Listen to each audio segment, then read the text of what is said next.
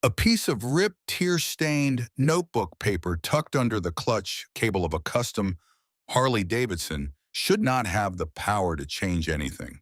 It was just a few scribbled lines in blue crayon wrapped around three crumpled dollar bills and a single shiny quarter.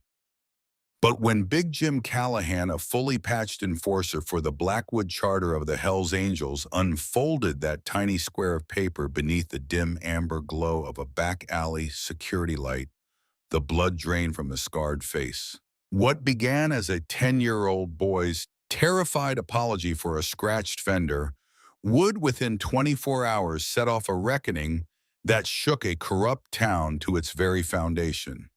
But this story does not begin with the boy. It begins with the mother. Sarah Mitchell had been running on fumes for so long, she had forgotten what a full tank felt like. At 34 years old, she carried the quiet, bone-deep exhaustion of a woman who had been fighting the world alone since the day her husband walked out the door and never came back. That was 6 years ago. Leo had been 4. Sarah remembered standing in the doorway of their rented duplex on Elmwood Avenue, holding her son on her hip, watching the taillights of a rust-colored pickup truck disappear down the street and out of their lives forever.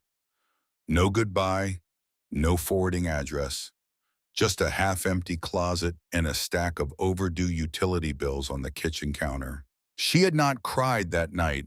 She had put Leo to bed, kissed his forehead, walked into the bathroom, turned on the faucet to muffle the sound, and sat on the cold tile floor until the shaking stopped. Then she got up, tied back her hair, and went to work. That was Sarah Mitchell. She did not break. She bent sometimes so far she thought she would snap clean in half, but she always straightened back up. It was the only inheritance she had received from her own mother, a woman who had raised 4 children alone in a 2-bedroom apartment in Pittsburgh and never once asked anybody for help. Sarah's mother had died of a heart attack at 56, worn out by a life spent carrying weight that no single pair of shoulders should have been asked to bear.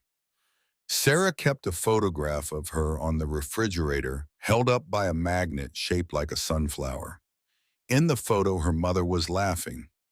Sarah could not remember the last time she herself had laughed like that. She worked double shifts at the Silver Spoon Diner on the east side of Blackwood, a cramped, grease-stained establishment with flickering fluorescent lights and a short-order cook named Hank who sang off-key Motown while flipping hash browns. Sarah's hands were permanently red from hot plates and industrial dish soap.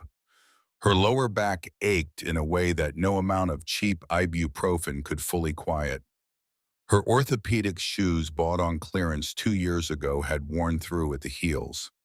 But she showed up every morning at 5:30, and she did not leave until the last table was wiped and the last chair was stacked. Everything Sarah did, she did for Leo. Leo Mitchell was entirely too small for his age, a fact the universe seemed determined to remind him of every single day. He had a mop of unruly brown hair, knees that always seemed to be sporting fresh Band-Aids, and a pair of oversized wire-rimmed glasses held together at the bridge by a tiny piece of white athletic tape. To the teachers at Oak Creek Elementary, Leo was a quiet, unassuming ghost who sat in the back row and handed in perfect math worksheets. He never raised his hand. He never spoke unless spoken to. He moved through the hallways like a shadow hugging the walls, keeping his head down, trying with every fiber of his small being to be invisible. To Tyler Bradshaw and his cruel entourage, however, Leo was prey. Tyler was 12, held back a year, and carried the entitled swagger of a boy whose father, Richard Bradshaw, owned half the commercial real estate in the town of Blackwood. Richard Bradshaw's name was on the brass plaques of every renovated building downtown. His silver Bentley Continental was the most expensive car in the county. His donations funded the new scoreboard at the high school football field, the computer lab at the public library, and most importantly, the Oak Creek Elementary Athletic Department. Because of Richard's heavy donations to the school board, Tyler operated with total impunity. Principal David Sterling had a notorious habit of looking the other way when Tyler shoved kids into lockers, stole their lunches, or in Leo's case, made his life a waking nightmare.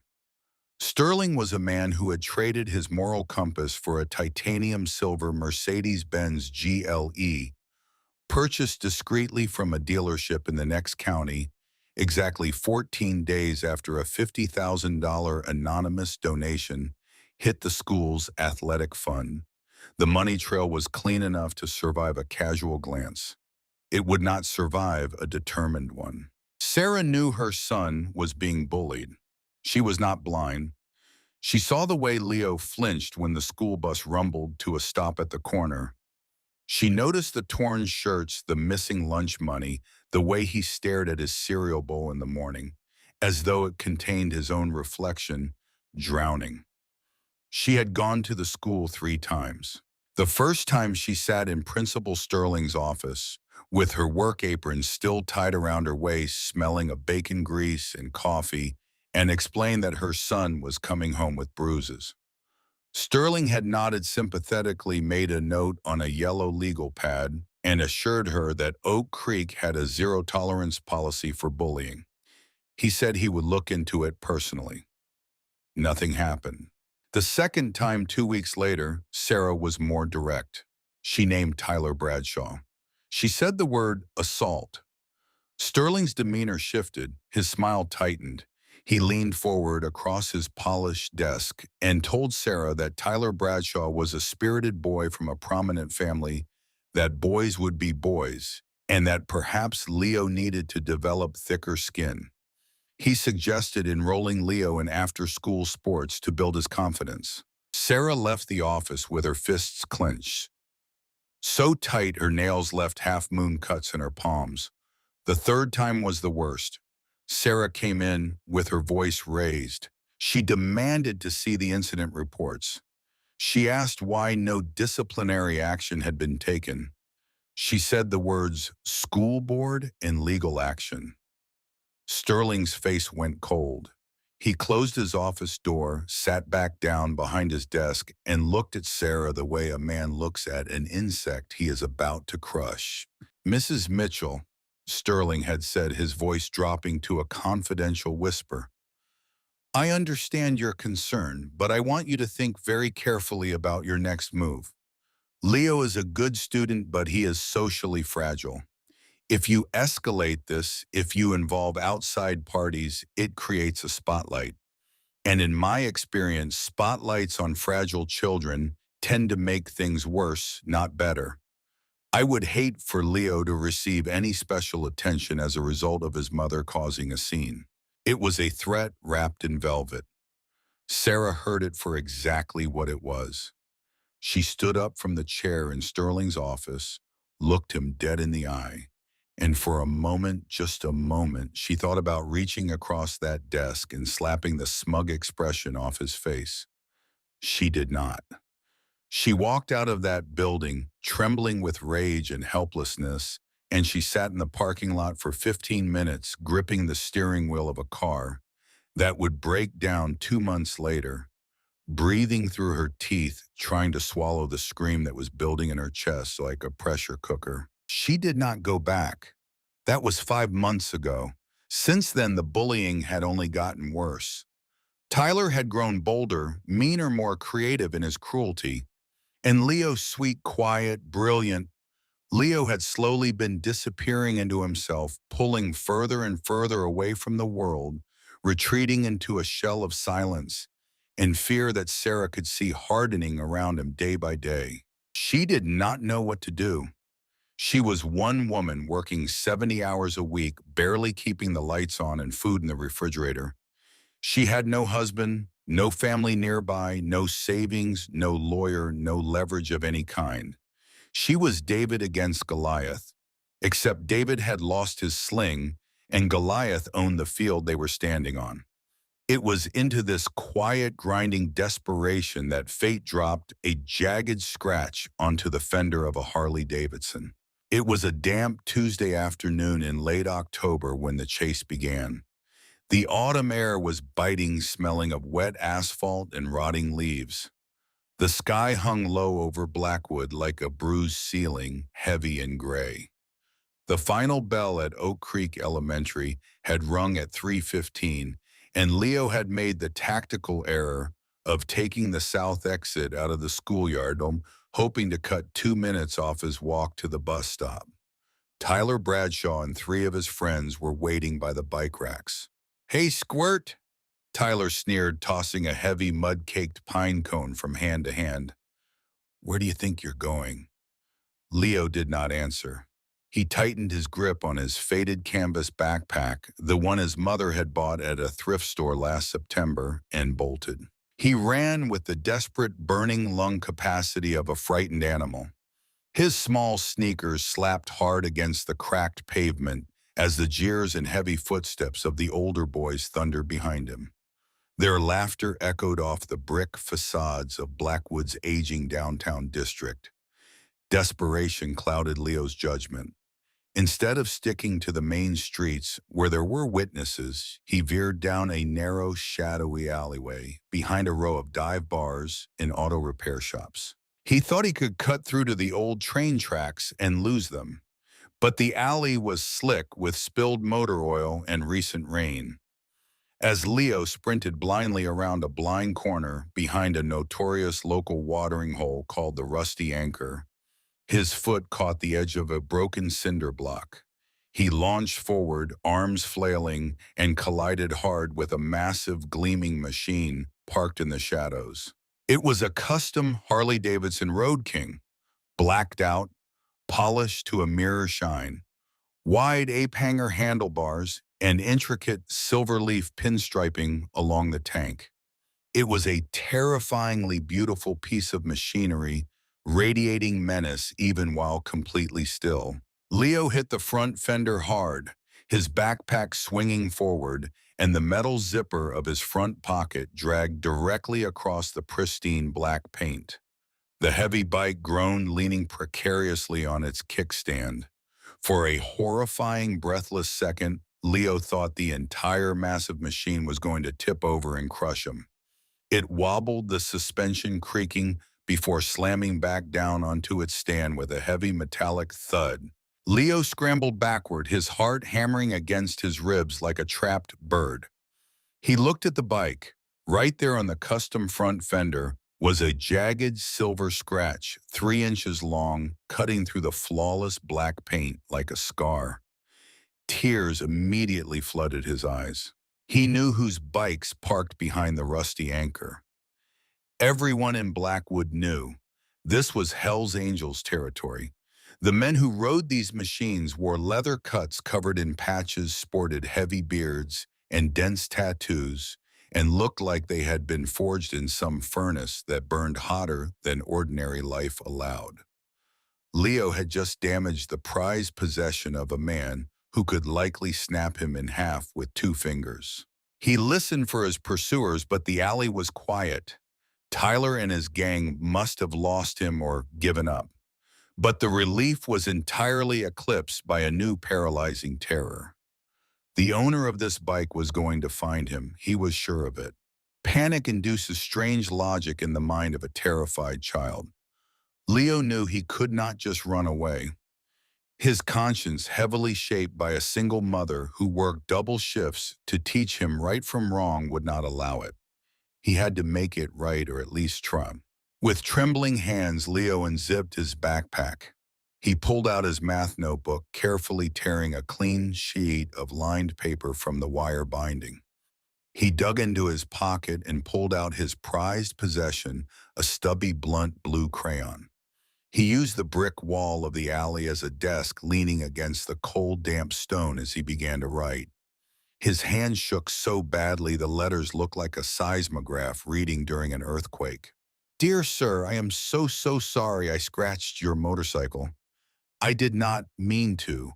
I was running away from Tyler Bradshaw and his friends because they were throwing things at me, and I slipped on the wet ground. Please don't be mad. I know it is a very nice bike. I don't have a lot of money to fix it, but here is my lunch money for the week. I will bring more next week if this is not enough. I am sorry I am clumsy and a loser. Please don't hurt my mom. Leo Mitchell, Oak Creek Elementary, 4th grade. Leo sniffled, wiping his nose with the back of his dirty sleeve. He dug into his front pocket and pulled out his lunch money. 3 wrinkled $1 bills and a single shiny quarter. It was all he had. It was everything. He carefully folded the money inside the piece of paper, creeping back toward the massive motorcycle as if it were a sleeping dragon. He reached out and tucked the folded note securely underneath the heavy leather clutch cable on the handlebars, making sure it would not blow away in the wind. Taking one last terrified look at the scratched fender, Leo turned and sprinted all the way home, convinced he had just signed his own death warrant. That night, while Leo lay rigid in his small bed, staring at the ceiling and listening for the roar of a motorcycle engine coming to claim him, Sarah sat at the kitchen table paying bills by the light of a single lamp. The duplex was quiet except for the hiss of the old radiator and the occasional creak of the floorboards. She was $23 short of making rent this month. She pressed her fingers against her temples and breathed. She did not know that her son was awake. She did not know about the chase or the alley or the scratch or the letter written in blue crayon. She did not know that in 6 blocks south behind a bar, she had never set foot in a piece of notebook. Popper's was about to detonate a bomb that would rearrange the power structure of their entire town. She only knew that she was tired, and that she was failing her son, and that she could not figure out how to stop it. Inside the rusty anchor, the air was thick with the smell of stale beer. Cigarette smoke that had soaked into the wood paneling over decades, and the deep throbbing bass of a classic rock track playing from the corner jukebox. The bar was a relic, dark and heavy with scarred wooden tables and neon signs that buzzed like trapped insects. Jim Callahan sat at a scuffed wooden booth in the back, nursing a glass of ice water. Jim had not touched alcohol in 8 years. Not since the night he woke up in a roadside ditch outside of Reno, with a broken collarbone and no memory of how he got there. He had walked into his first meeting the next morning, introduced himself as Jim, and had not looked back. But the bar was still his sanctuary. The club was his family.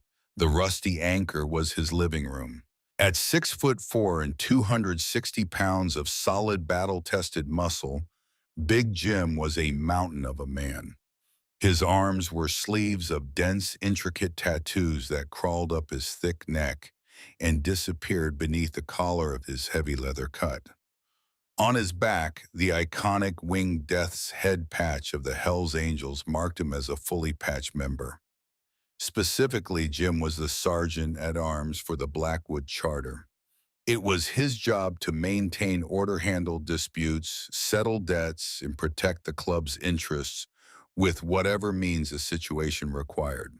He looked every inch the enforcer. A thick graying beard framed a jaw that could have been carved from granite. Eyes the color of chipped flint sat deep beneath heavy brows. A facial scar earned in a bar fight 15 years ago in Tucson pulled the left corner of his mouth into a permanent slight grimace that made him look angry even when he was thinking about nothing at all. "You heading out, brother?" asked Thomas Wrench Miller, sliding into the booth across from Jim with a fresh beer. "Yeah." Jim rumbled, his voice like rocks grinding in a cement mixer. "Promised the old lady I'd swing by the store before sundown. Plus, I just finished detailing the King this weekend. Don't want it sitting out in this damp air too long." Wrench chuckled.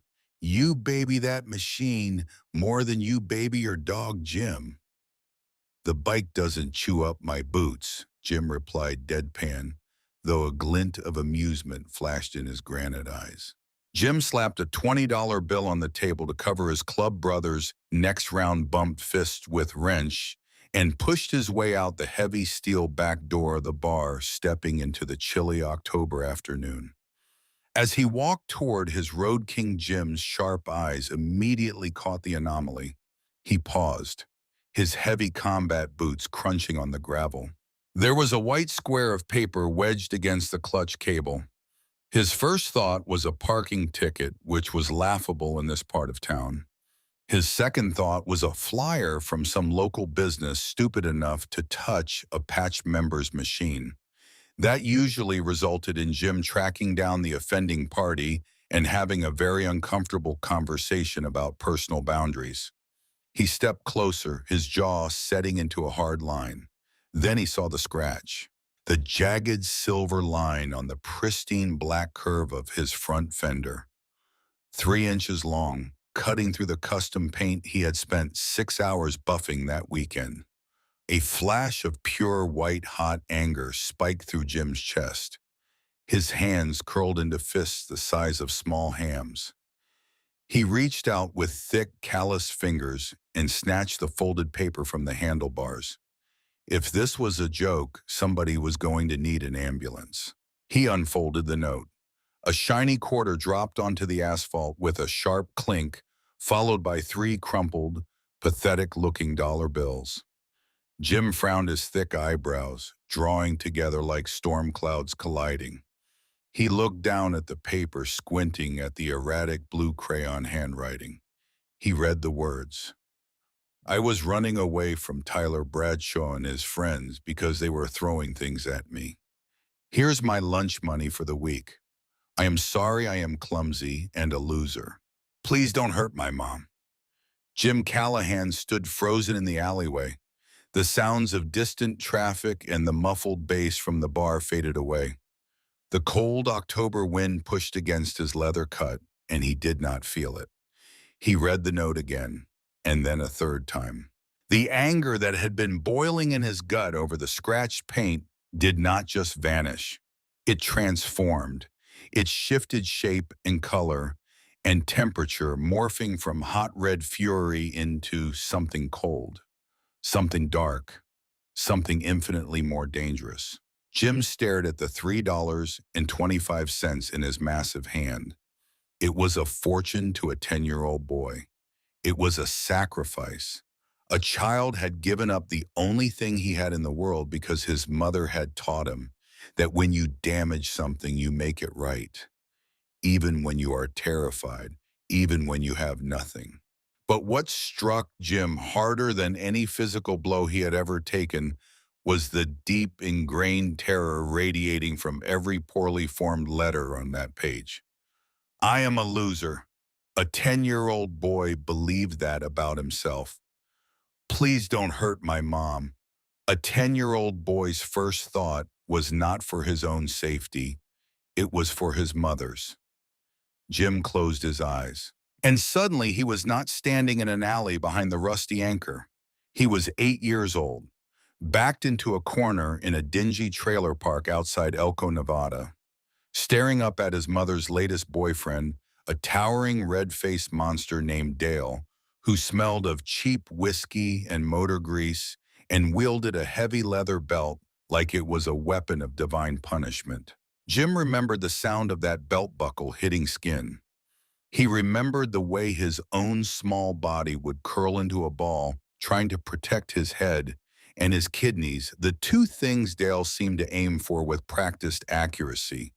He remembered the kids at school who mocked his bruised face and his torn hand-me-down clothes.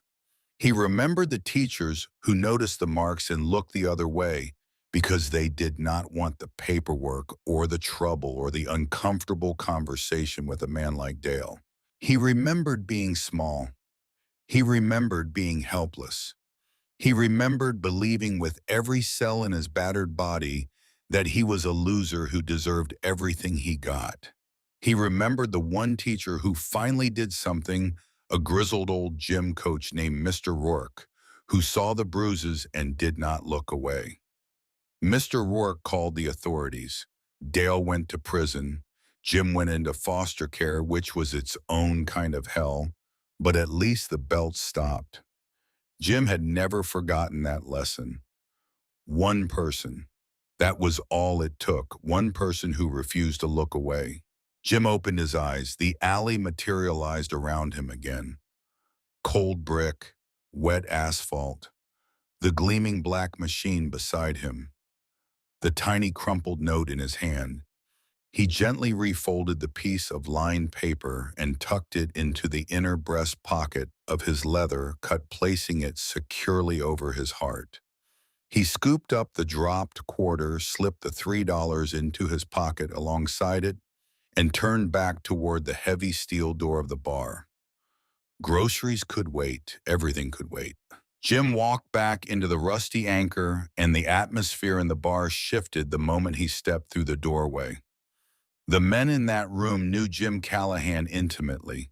They had ridden with him, fought beside him, bled with him. They knew his moods the way a sailor knows the sky. And what they saw in his face as he crossed the room was not the familiar, controlled intensity of their sergeant-at-arms. It was something else entirely. The casual swagger was gone, replaced by a rigid, predatory stillness that made the air feel heavier.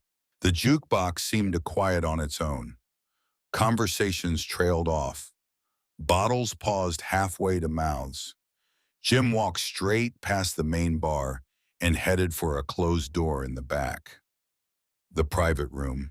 The room reserved for club business and nothing else. He knocked twice, a heavy booming rhythm that echoed through the bar, and pushed the door open without waiting for a response. Sitting at the head of a long, scarred wooden table was Arthur Dutch Vanderkamp, president of the Blackwood Charter. Dutch was not a large man in the way Jim was large. He was 6 feet even, lean, with the coiled, efficient build of a man who had spent 20 years in the Marine Corps before trading his dress blues for a leather cut. He was a tactical genius, a former sniper who ran the chapter with military precision and an unyielding code of honor that he enforced with a calm, terrifying authority. His silver hair was tied back in a neat ponytail. His face was weathered, lined, angular, the face of a hawk that had flown through too many storms and come out sharper on the other side. He was currently reviewing a ledger, reading glasses perched on his nose. "Jim," Dutch said, looking up instantly, registering the dark storm brewing in his enforcer's eyes. He removed his glasses and set them on the table. "What's wrong?" Jim did not say a word. He walked to the table, reached into his cut, and placed the piece of ripped notebook paper on the wood, smoothing out the wrinkles with a massive, gentle hand. He placed the $3.25 beside it. "Read it, Dutch," Jim said. His voice did not boom. It was a deadly quiet whisper, and that quietness was more alarming to Dutch than any shout could have been. Dutch frowned, leaning forward. He picked up the paper and read the blue crayon words in silence. The room was so still, Jim could hear the ticking of the cheap wall clock above the door. A full minute passed. Dutch read the letter twice.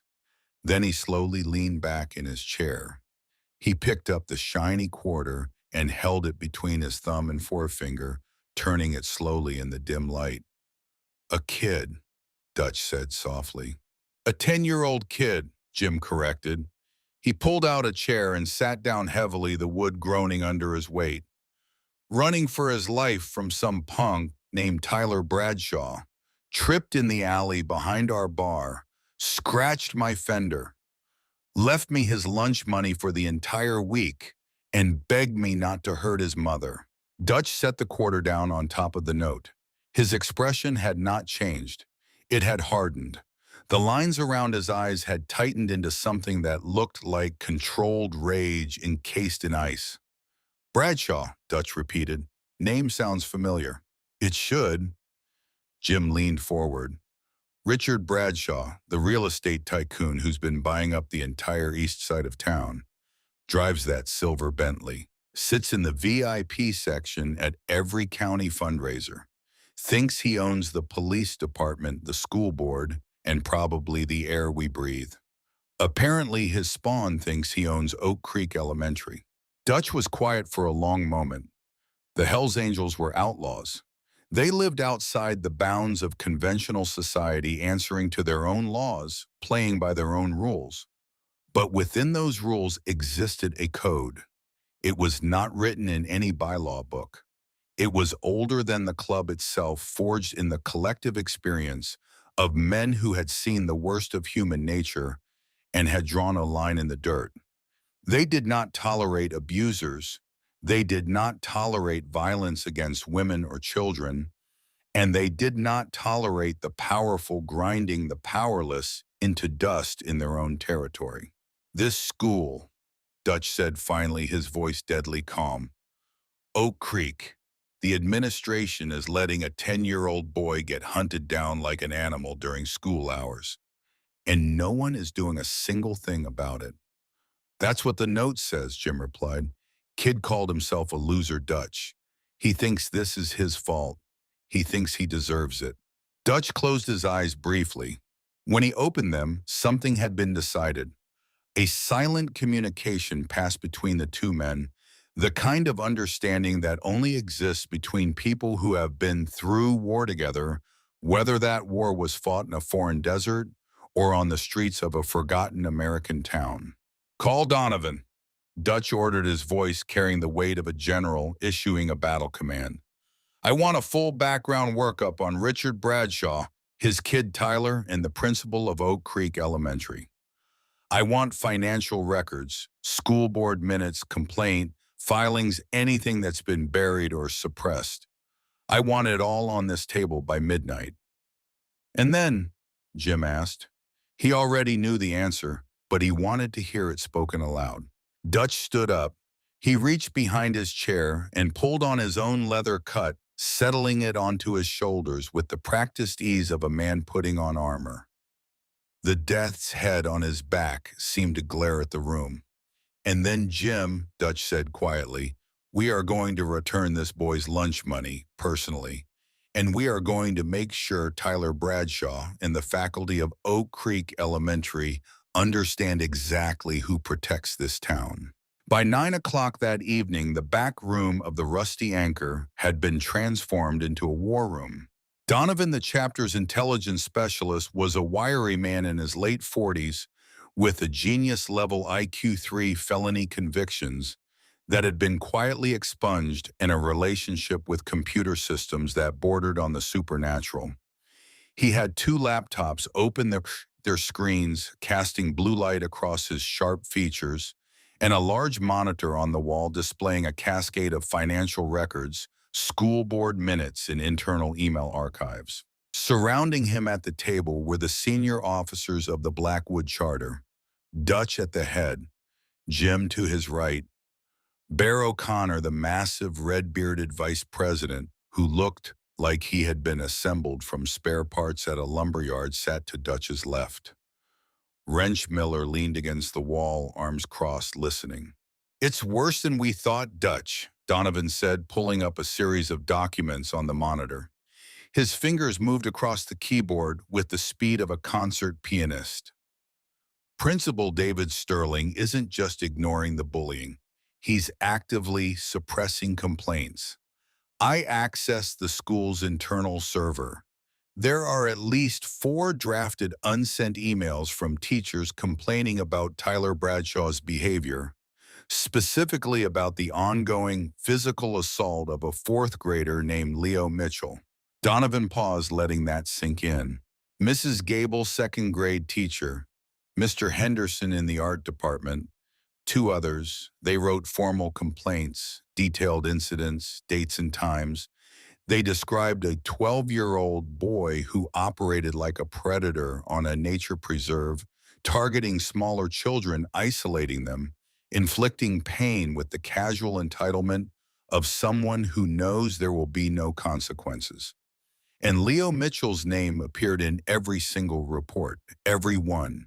Sterling deleted the emails within an hour of receiving them. He didn't even acknowledge them. He didn't call a meeting. He didn't open an investigation. He just made them disappear like they never existed, like those teachers never spoke, like those children never bled. Jim's jaw muscles feathered beneath his beard. His massive arms were crossed over his chest, and his knuckles had gone white. "Why?" Jim said. It was not a question. It was a demand. "Follow the money." Donovan smirked humorlessly, bringing up a bank wire transfer on the screen. Richard Bradshaw made an anonymous charitable donation of $50,000 to the Oak Creek Elementary Athletic Department 3 months ago. The money was routed through a shell corporation called Apex Holdings, LLC, which Bradshaw controls through a series of layered partnerships.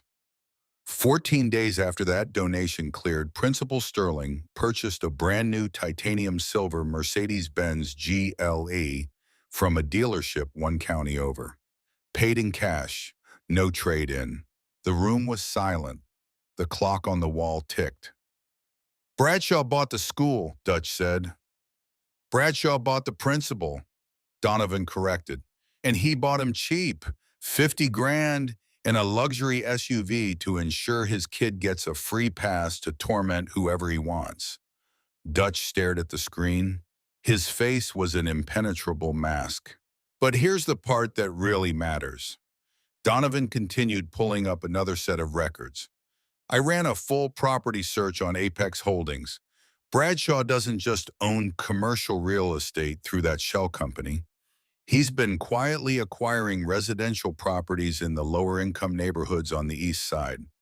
Apartment buildings, duplexes, rental units." Donovan highlighted a line on the screen, "including Unit 4B at the Elmwood duplexes." He paused, letting the implication land like a stone dropped into still water. "Current tenant Sarah Mitchell, mother of Leo Mitchell, monthly rent $850. Lease renewed annually.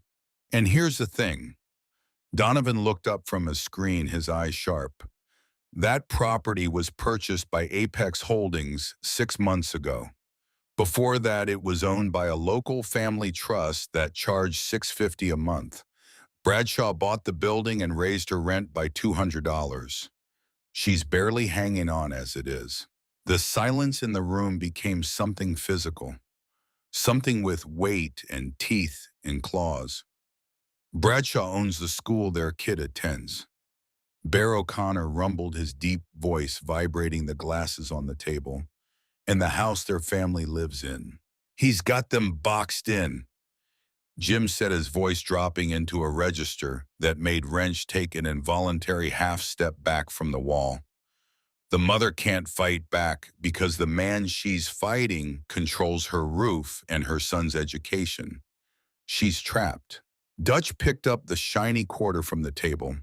He rolled it slowly across his knuckles, a habit he had carried since his days in the Marine Corps, when he would fidget with spent brass casings during long hours in a sniper's hide, waiting for a target that sometimes never came. Back and forth, back and forth. The small metallic sound was the only noise in the room, as rhythmic and deliberate as a ticking clock counting down to something inevitable.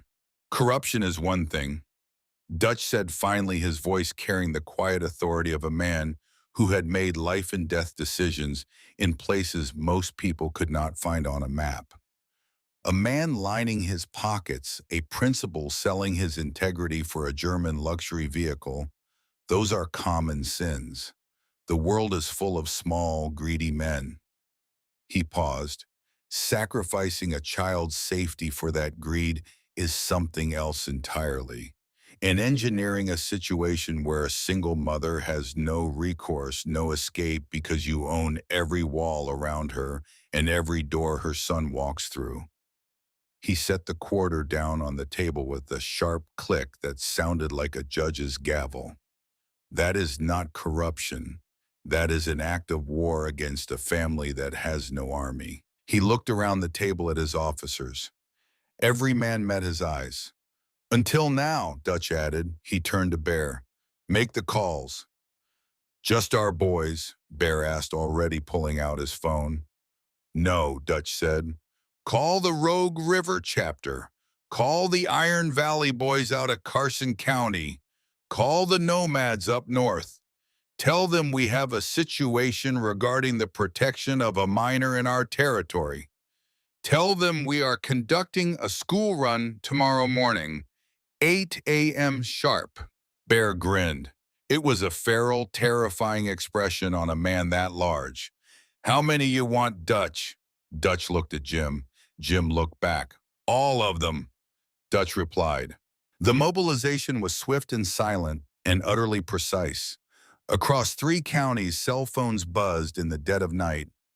Men rose from warm beds, pulled on heavy denim and steel-toed boots and leather cuts bearing the winged death's head. Engines were tuned in, garages lit by bare bulbs. Chrome was polished. Routes were planned.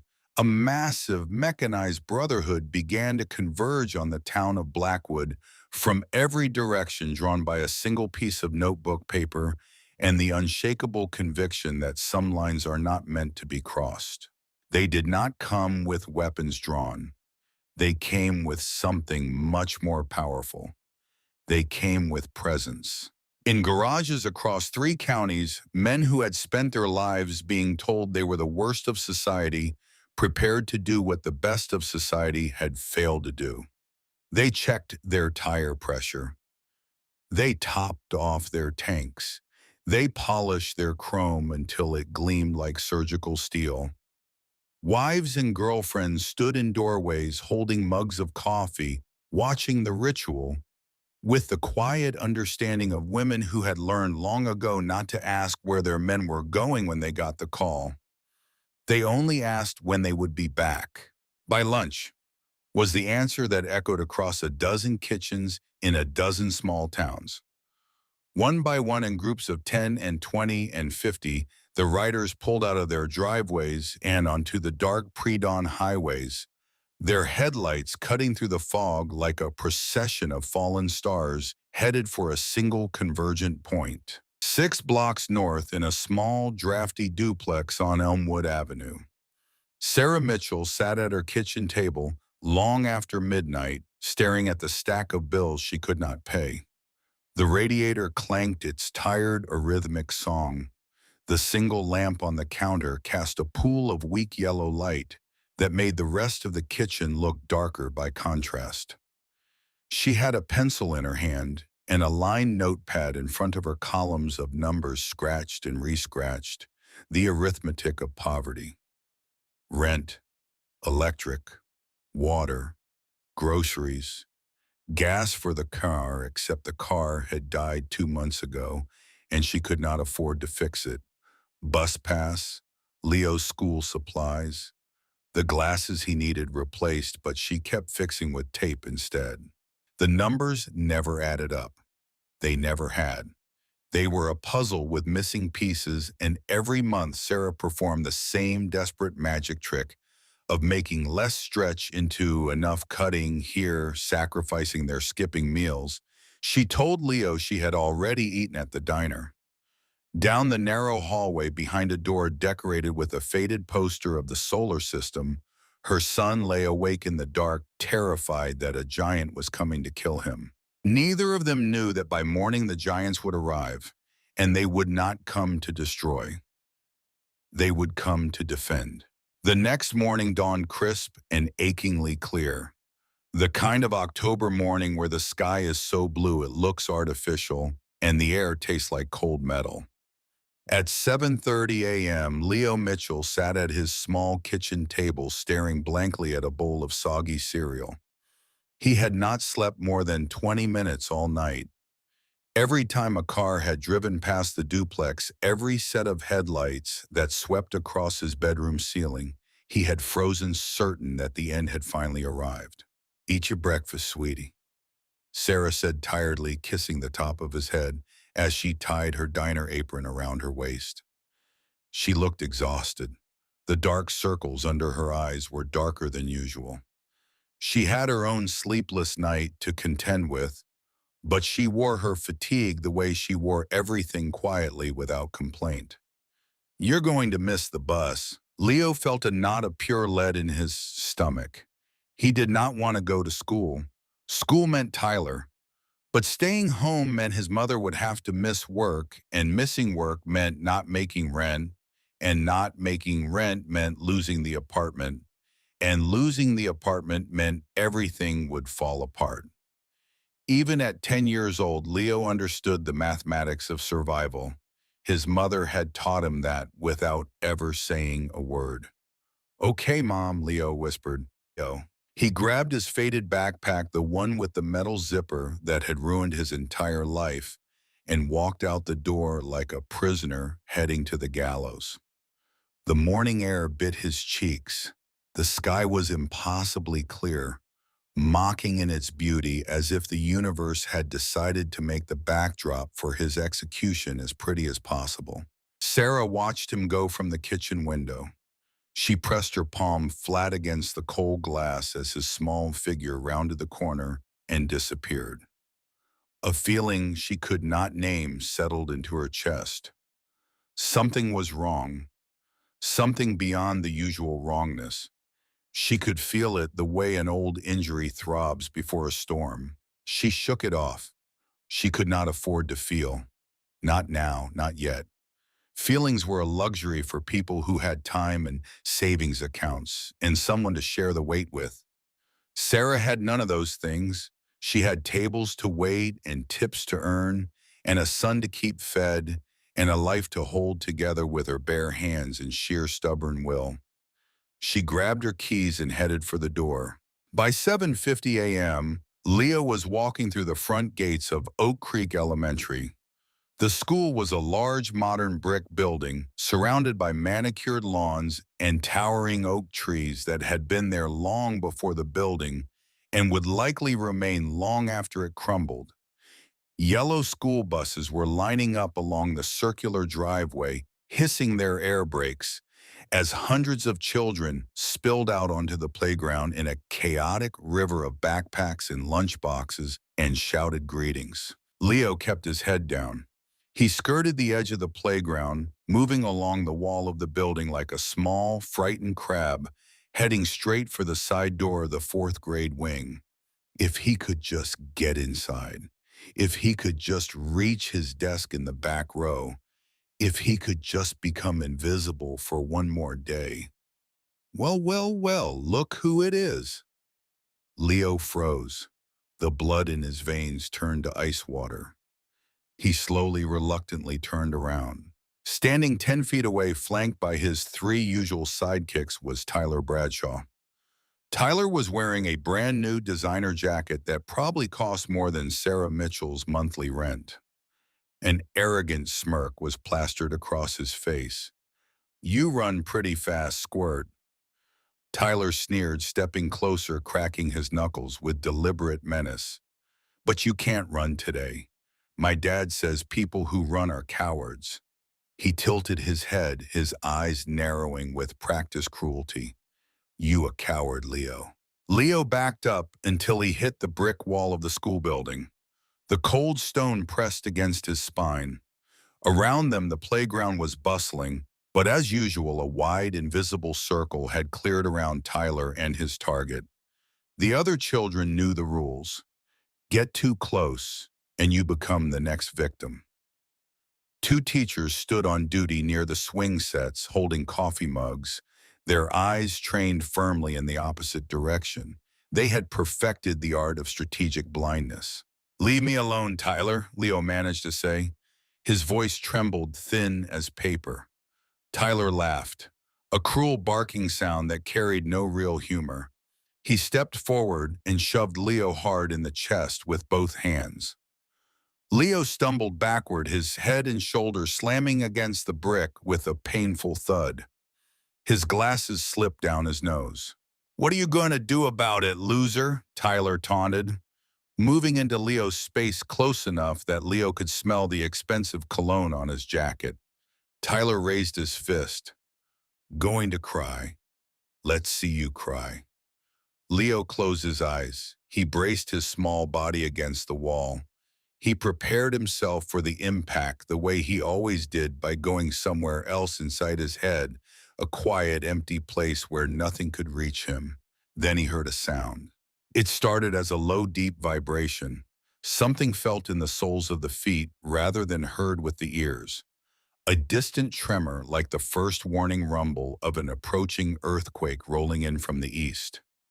The playground chatter began to die down. Tyler paused, his fist still raised, frowning, as he looked toward the main road.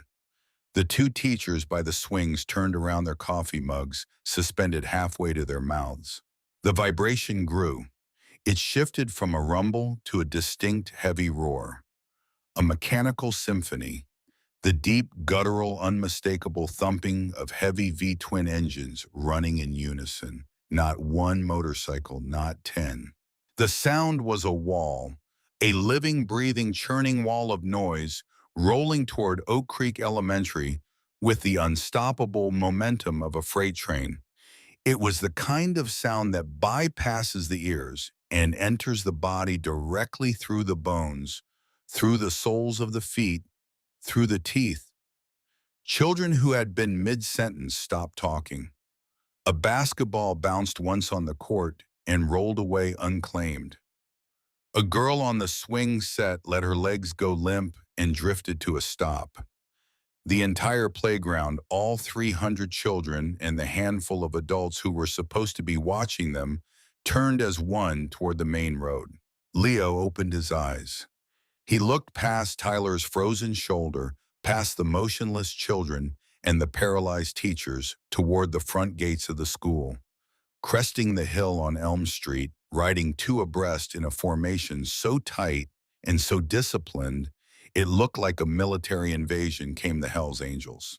At the absolute front of the pack, riding a massive blacked-out Road King with a slightly scratched front fender gleaming in the morning sun, was Big Jim Callahan. Beside him rode Dutch Vanderkamp, his silver ponytail streaming behind him, his face set in stone. Behind them, stretching back as far as Leo could see, a seemingly endless river of chrome black leather and roaring machinery poured down the street and turned into the driveway of Oak Creek Elementary. 300 fully patched outlaw bikers, their engines rattling the classroom windows in their frames. The ground beneath Leo's small sneakers vibrating with a force that felt like the earth itself was waking up. Tyler Bradshaw's raised fist slowly dropped to his side. His cocky sneer dissolved like sugar in boiling water, replaced by a slack-jawed expression of pure, uncomprehending terror. The three boys flanking him did not wait for permission or explanation.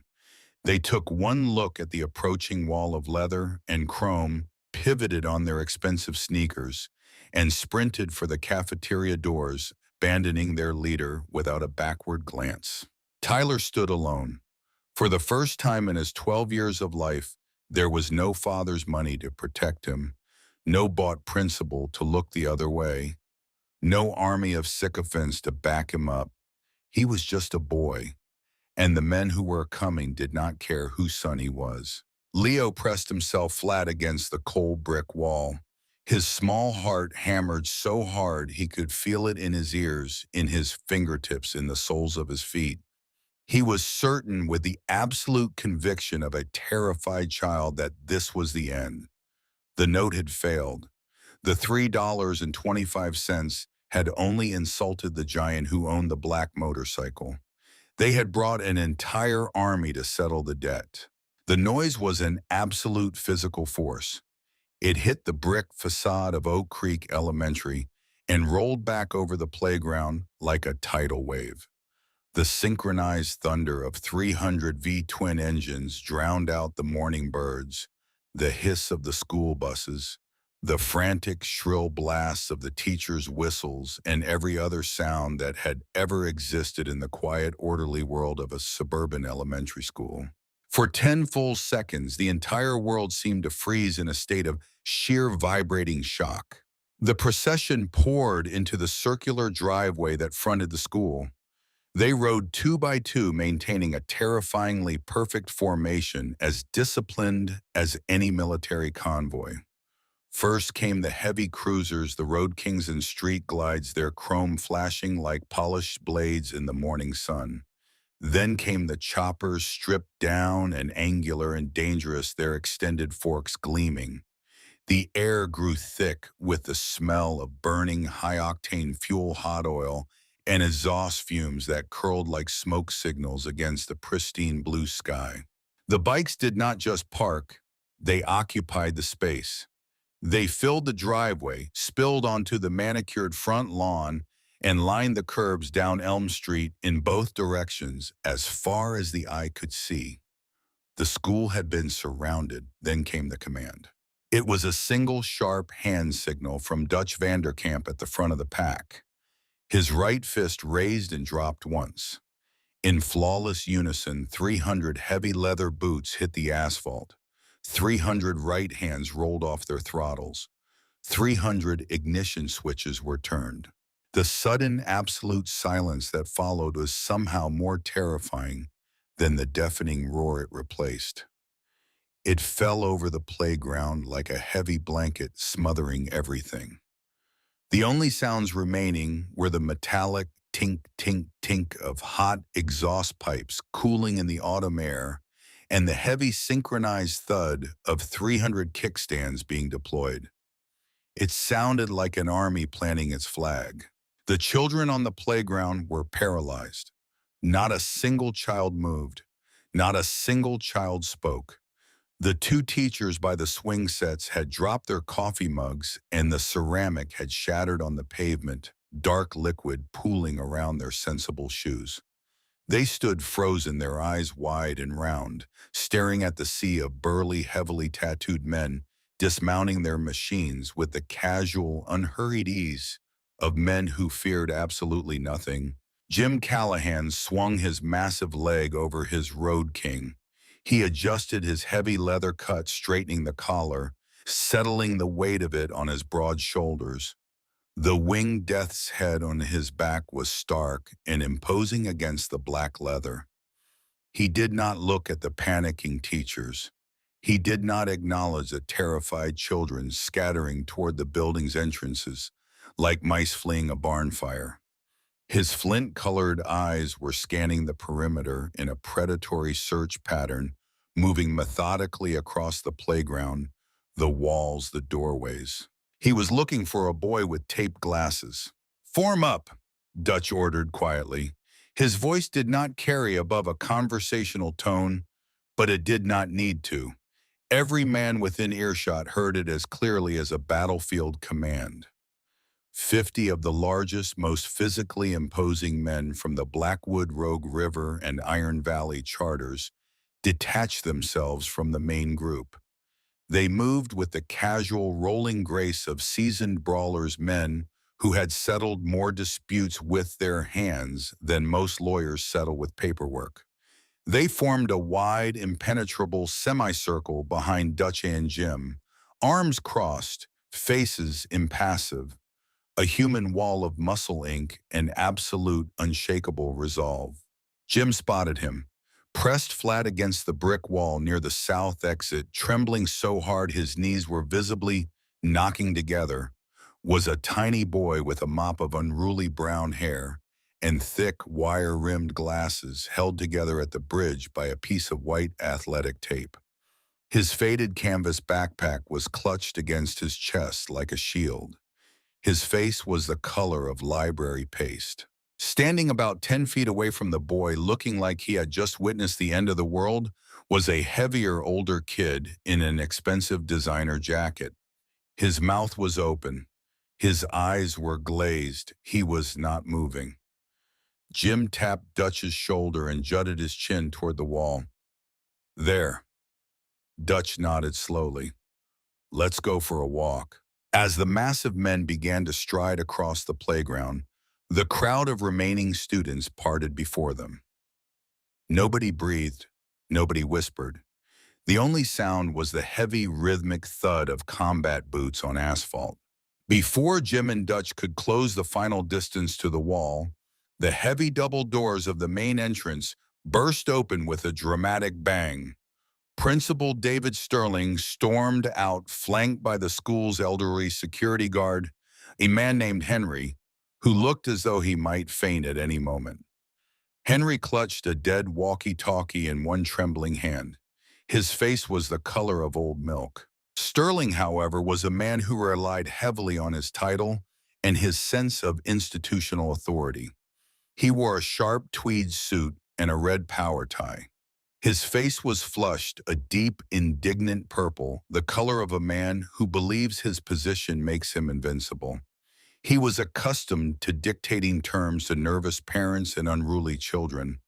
In his arrogant haste, he completely misread the situation he was walking into. "What is the meaning of this?"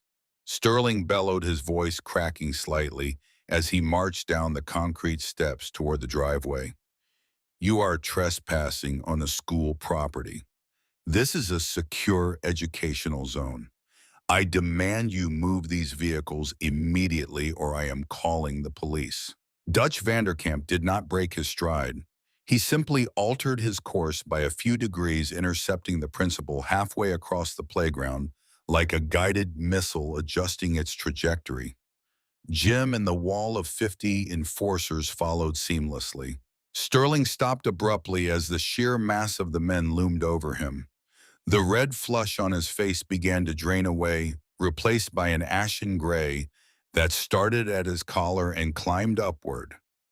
Up close, Dutch Vanderkamp's cold, calculating eyes were utterly unnerving. They were the eyes of a man who had looked through a rifle scope at targets 1,000 yards away and pulled the trigger without hesitation. "You're David Sterling," Dutch stated. It was not a question. "I am Principal Sterling." Sterling corrected, puffing out his chest in a desperate attempt to assert an authority that was dissolving by the second. "And you are committing a felony by disrupting a school day. I have the chief of police on speed dial." Dutch smiled. It was a terrible expression. It involved the muscles of his mouth, but absolutely none of the warmth that a genuine smile requires. It was the smile of a man laying down a winning hand in a game where the stakes are measured in years, not dollars. "Call him," Dutch offered softly, gesturing toward the phone-shaped bulge in the principal's suit pocket. "Call Chief Miller. Put him on speaker. I'm sure he'd love to hear about the $50,000 anonymous wire transfer that hit the Oak Creek Athletic Fund exactly 14 days before you purchased a titanium silver Mercedes-Benz GLE from the Prescott dealership in the next county. Cash transaction. No trade-in. I have the receipt, David. Would you like to see it?" Sterling staggered backward as if he had been physically struck. His mouth opened and closed like a fish pulled from the water, gasping for air it could no longer find. No sound came out. Or Dutch continued, his voice dropping an octave, carrying just far enough for the trembling teachers clustered near the entrance to hear every word. "We could talk about the 4 emails drafted by Mrs. Gable in the second grade wing and Mr. Henderson in the art department. Emails documenting the chronic physical assault of a 4th grader named Leo Mitchell by a student named Tyler Bradshaw. Emails that somehow vanished from the school's internal server within an hour of being written."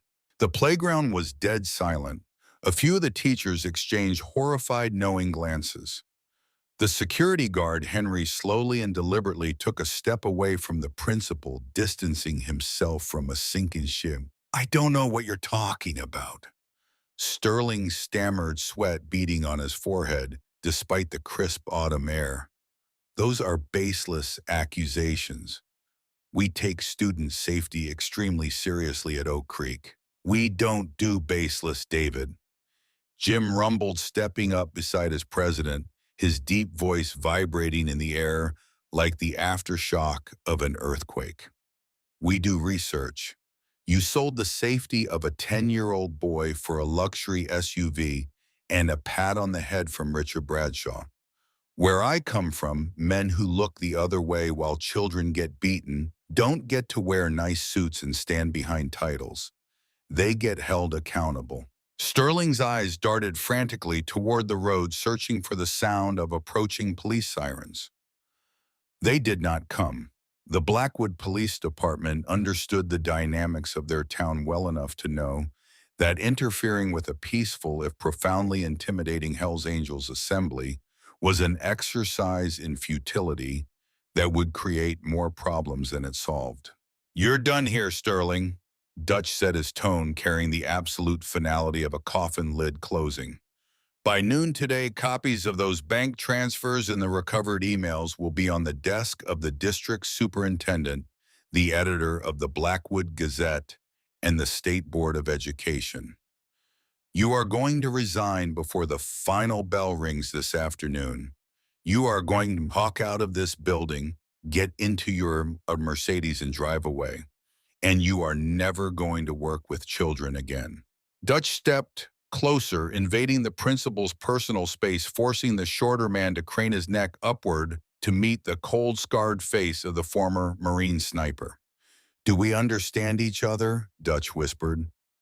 "Yes," Sterling squeaked, his career and his reputation crumbling into ash in the span of 3 minutes. "Good," Dutch said, turning away dismissively. "Now stay out of our way. We have business with one of your students." Sterling sagged entirely. His expensive suit suddenly looked 3 sizes too large, as though the man inside it had shrunk. He turned and walked back up the steps in a daze, passing through the double doors and disappearing into the building, like a ghost leaving a house it no longer haunted. Dutch and Jim resumed their march toward the south wall. Tyler Bradshaw was practically hyperventilating. He had watched the Giants dismantle the most powerful authority figure in his daily life with nothing but words and evidence and sheer terrifying presence. He realized with the crushing weight of a collapsing building that his father's money was entirely useless here. These men did not care about money. They did not care about threats. They answered to a code that existed outside the world Tyler had been raised to believe was the only one that mattered. Jim Callahan stopped directly in front of Tyler. At 6'4" and 260 pounds, Jim blocked out the sky.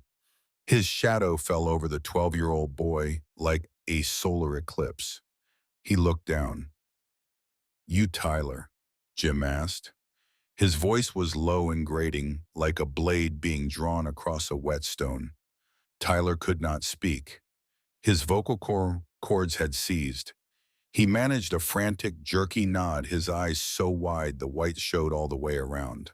"You like picking on kids smaller than you?" Jim asked, leaning slightly forward. "You like chasing them through alleys, throwing things at them, making them feel like they're nothing." Tyler shook his head wildly, a lie so transparent it was almost pitiful. "Here's what's going to happen, Tyler," Jim said, his voice dropping to a register reserved for final warnings. "You are going to walk away from Leo Mitchell. Today, tomorrow, and every day after that. You are going to walk past him in the hallway, and you are not going to look at him. You are not going to speak to him. You are not going to think about him. And if I find out that you so much as breathed in his direction, I will come back here, and I will not bring friends. I will come alone, and that Tyler will be worse." Tyler did not need further instruction. He scrambled backwards so fast he tripped over his own feet, falling hard onto the asphalt and scraping his palms raw. He did not care. He clawed at the ground, scrambled to his feet, and ran for the building as though the devil himself was behind him. Jim watched him go with no satisfaction. There was no pleasure in frightening a child, even a cruel one. Tyler Bradshaw was a product of money without values of power, without accountability of a father who had taught him that the world was a hierarchy and the people at the bottom existed only to be stepped on. The boy was broken in ways that went far deeper than a scraped palm and a bruised ego. But that was not Jim's problem to fix. Not today. Jim turned his attention to the tiny figure still pressed flat against the brick wall. Leo had his eyes squeezed shut so tightly he saw bursts of static behind his eyelids. He could hear the heavy footsteps stopping directly in front of him. He could smell the strong scent of leather motor oil and peppermint gum. His small body was rigid as a board, every muscle locked in anticipation of the blow he was certain was coming. "Open your eyes, kid," a voice rumbled. It was deep and gravelly, like stones shifting underground. But it was not angry. There was something else in it, something Leo did not have the vocabulary to name. Something that sounded impossibly like gentleness. Leo slowly, reluctantly opened one eye behind his taped glasses. The man standing in front of him was the largest human being Leo had ever seen. He had a thick, graying beard that looked like it could stop a bullet, arms covered in dense blue-black tattoos that coiled and twisted like living things, a scar that pulled the corner of his mouth into a grimace that looked like it had been there forever. But when Leo looked past the leather and the ink and the sheer terrifying size of the man, he found his eyes. They were gray, sharp, watchful, and undeniably, unmistakably kind. Jim Callahan slowly lowered his massive frame, sinking down onto one knee, so he was at eye level with the trembling 10-year-old. His heavy combat boots scraped against the pavement. His knees popped like firecrackers. He was close enough that Leo could have reached out and touched his beard. "You Leo Mitchell?" Jim asked softly. Leo swallowed. His voice was completely gone, swallowed by fear and disbelief. He managed a tiny, almost imperceptible nod. Jim reached into the inner breast pocket of his leather cut. Leo flinched violently, raising his thin arms to protect his head, an instinctive gesture that told Jim everything he needed to know about what this boy's life had been like. But Jim did not strike him. He pulled out a piece of lined notebook paper carefully, almost reverently, and unfolded it. Leo instantly recognized the blue crayon handwriting, his own handwriting, the letter he had been certain would be his death sentence. "You write this?" Jim asked, holding the paper up. Leo nodded again. Tears held back by sheer terror for the past 20 hours finally broke through the dam. They spilled over his lower lids and tracked down his pale, dirty cheeks in silent streams. "I'm sorry," Leo whispered, his voice cracking like thin ice. "I'm so sorry. I didn't mean to. I just slipped. I'll clean windows. I'll mow your lawn. Please don't hurt me." Jim's expression changed. The enforcer's mask, the hard, impenetrable facade he had worn every day for the last 20 years, softened. It did not crack. It did not shatter.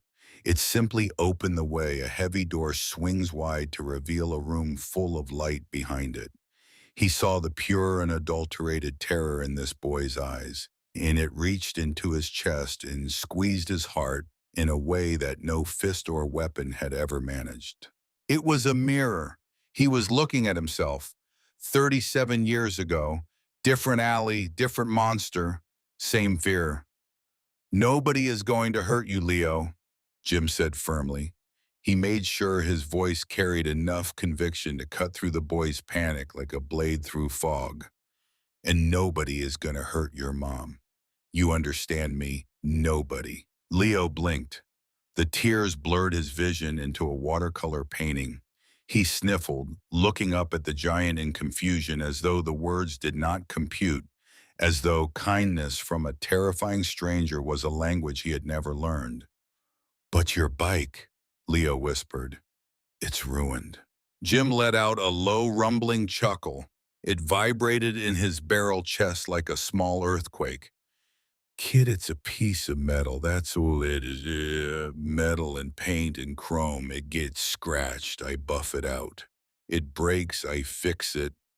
You think I care more about a scratch on my fender than I care about a boy getting hunted down in an alley by a pack of cowards?" And Jim reached into his other pocket. He pulled out 3 crumpled $1 bills and a single shiny quarter. He took Leo's small, trembling hand, turned it palm up, and pressed the money into it, folding the boy's thin fingers over the cash one by one. "You don't owe me a dime, Leo," Jim said. His voice dropped to a whisper meant only for the two of them, a private frequency that the 300 men behind him and the hundreds of watching children could not access. In fact, I owe you. You reminded me of something I almost forgot. That there are still kids out there who do the right thing even when they're scared to death.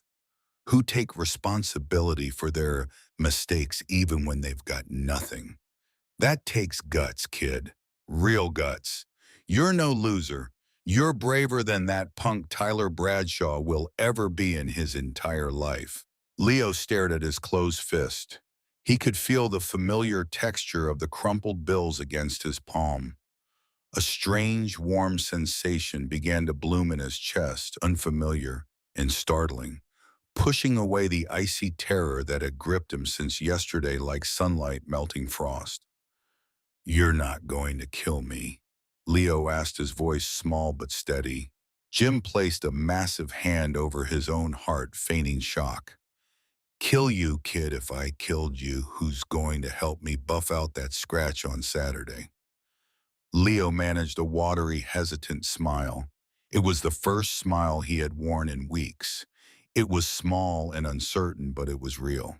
Dutch Vanderkamp stepped up beside Jim. The president of the Blackwood Charter looked down at the 10-year-old boy with an expression of grave, almost formal respect, as though Leo were not a fourth grader, but a fellow soldier who had earned his place. "Leo," Dutch said, "my name is Dutch. This is Jim. The men behind me are your new friends. From today onward, you walk these halls with your head held high. You do your homework. You listen to your mother. And you don't run from anyone. Ever again." Dutch reached into his pocket and pulled out a small black business card. It was matte black, no name, no logo, just a single phone number embossed in silver. "If anyone bothers you," Dutch said, handing the card to Leo, "you call that number. Day or night, we'll handle it." Leo took the card with trembling fingers. He held it as though it were made of gold. Before he could say anything, a new sound pierced the atmosphere of the playground. The frantic, aggressive blare of a car horn, insistent and entitled, cutting through the silence like a buzzsaw. Jim stood up. His knee joints popped. His demeanor instantly shifted, the gentle giant retreating behind the iron mask of the enforcer. He turned toward the driveway. A sleek titanium silver Bentley Continental had pulled up its bumper aggressively close to the line of parked Harley-Davidsons. The driver's side door flew open and Richard Bradshaw stepped out.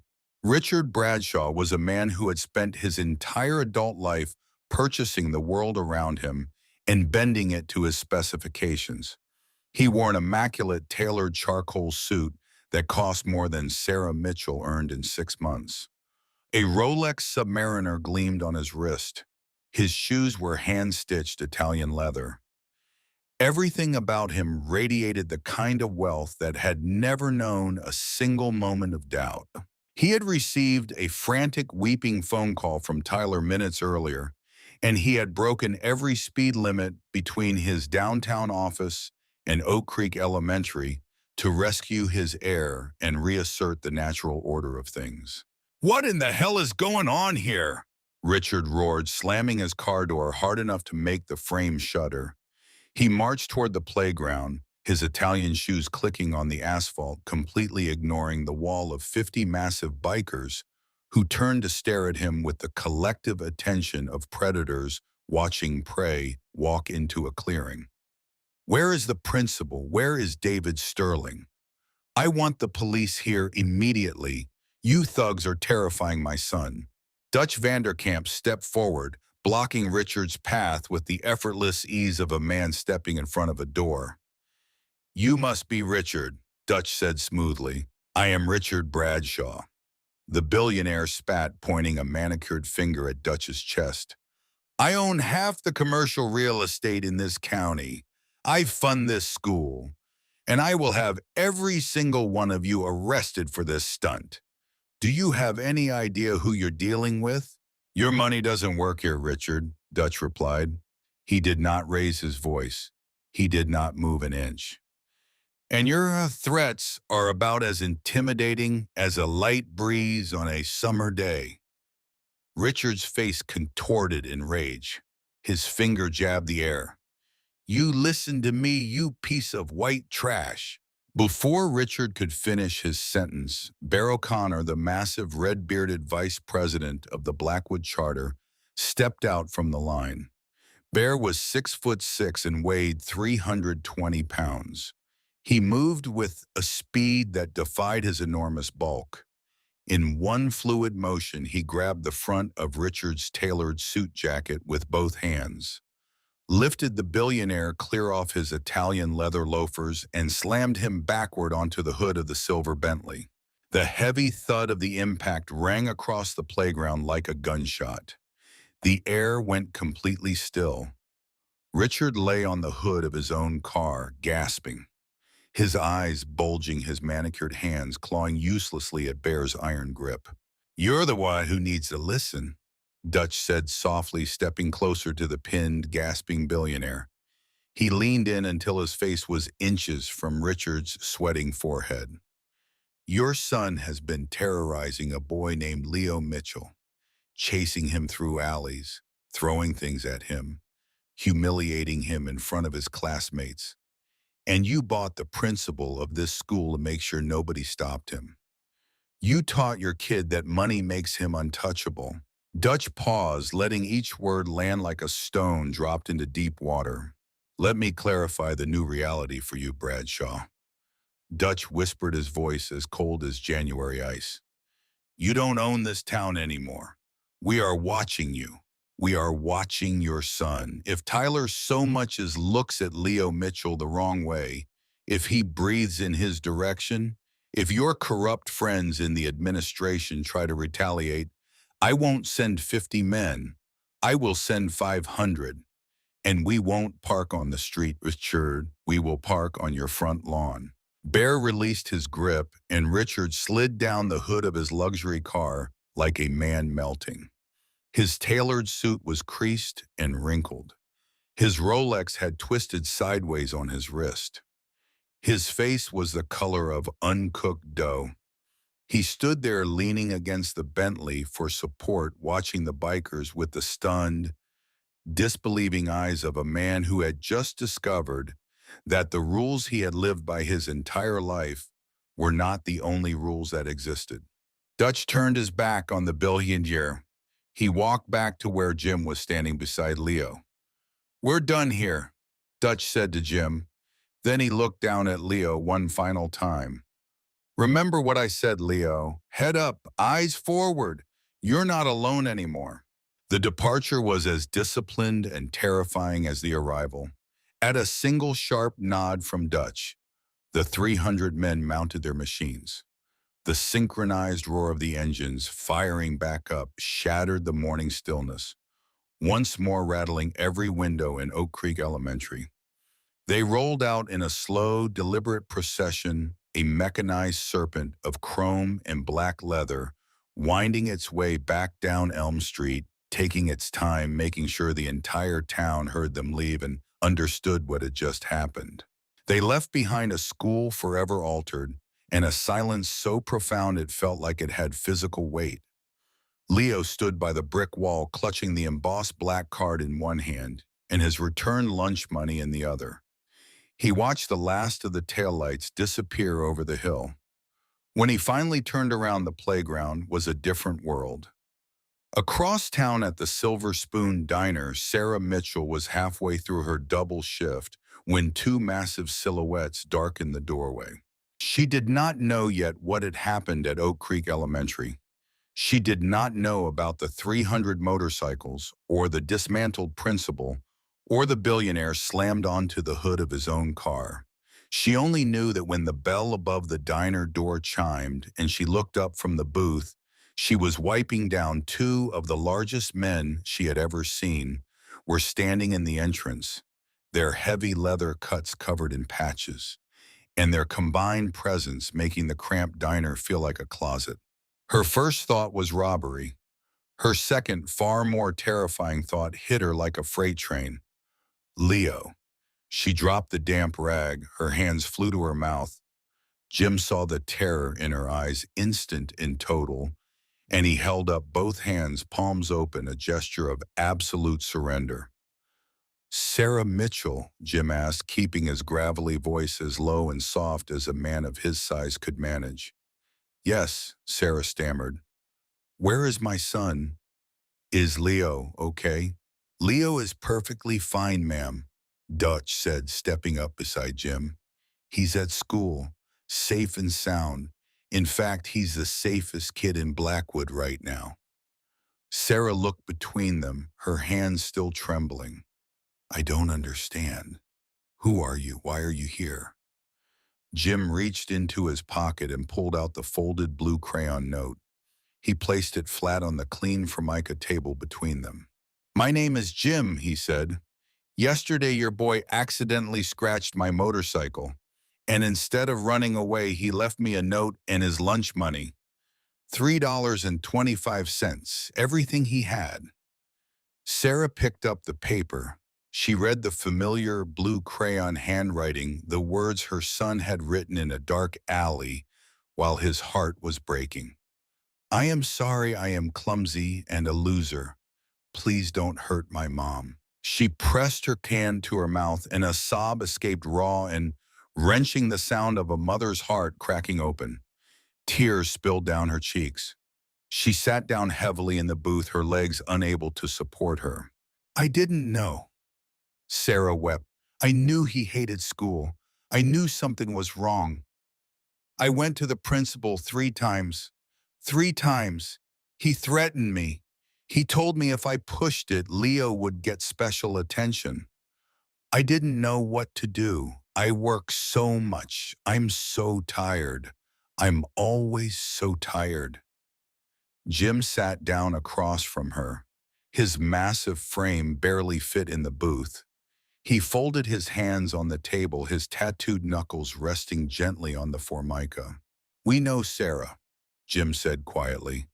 "A kid named Tyler Bradshaw has been making Leo's life hell, and the school administration was paid to let it happen. But that's over now. David Sterling is clearing out his office as we speak, and Richard Bradshaw has been firmly reminded that his money does not buy him the right to hurt children." Sarah stared at them through her tears. "You went to the school for my son." 300 of us, Dutch said simply. Sarah pressed her trembling fingers against her temples. She could not comprehend it.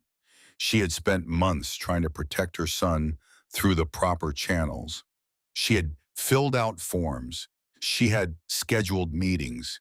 She had begged, argued, and pleaded with men in suits behind desks. And all of it had amounted to nothing. Now 2 strangers in leather vests had done in a single morning what she had been unable to do in 5 months. "Why?" Sarah asked, her voice barely above a whisper. "You don't know us. You don't owe us anything." Jim was quiet for a moment. He looked at the blue crayon note lying on the table between them. "Because 37 years ago," Jim said slowly, his voice thick with something old and deep and hard-won, "I was that kid, scared, alone, convinced I was worthless, and one person decided to do something about it.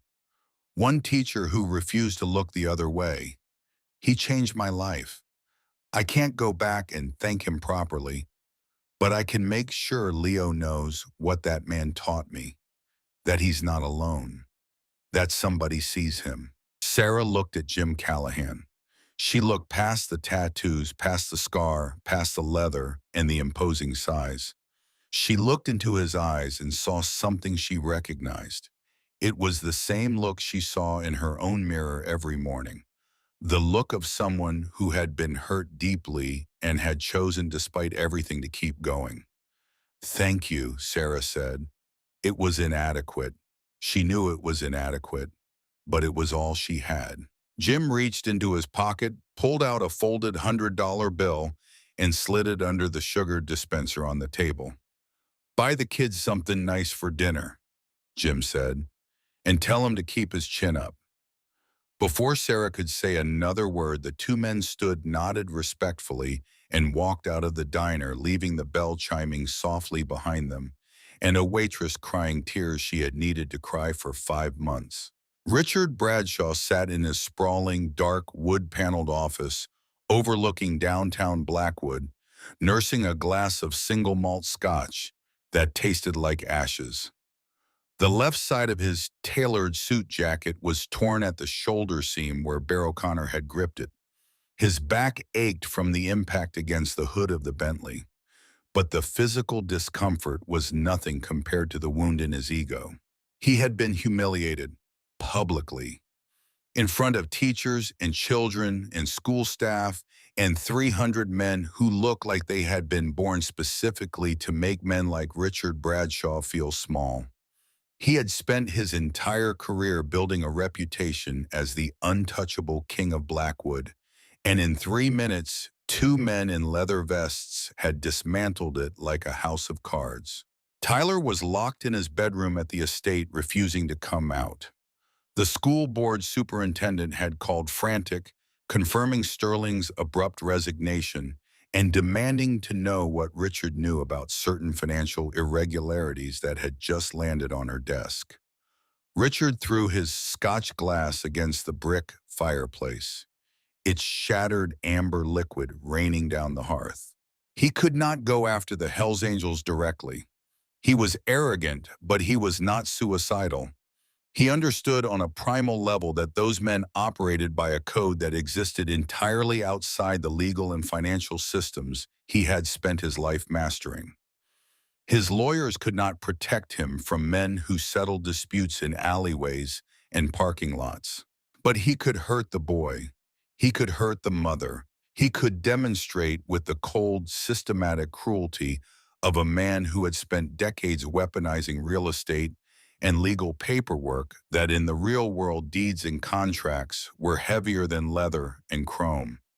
Richard walked to his mahogany desk and opened his laptop. He navigated to the property management portal for Apex Holdings, LLC. He scrolled through the residential holdings cross-referencing tenant records. A cruel, vindictive smile stretched across his face. Mitchell Sarah, Unit 4B Elmwood duplexes. Well, well, Richard whispered to the empty room. Looks like you rent from me, Sarah. He picked up his phone and dialed Deputy Harris. Harris, Richard barked. I have a lease violation at Unit 4B on Elmwood. Unauthorized occupancy, unlicensed commercial activity operating out of the kitchen, whatever you need to put on the paperwork.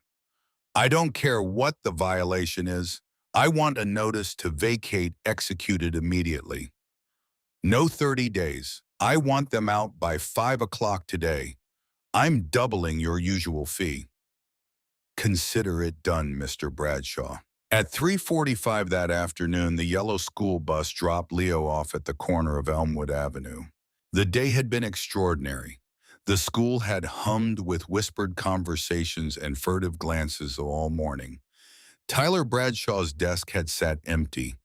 The substitute teacher who replaced Sterling's authority for the day had been polite and slightly nervous and had asked Leo twice if he needed anything. A girl named Emma, who had never spoken to Leo before, had asked if she could sit with him at lunch.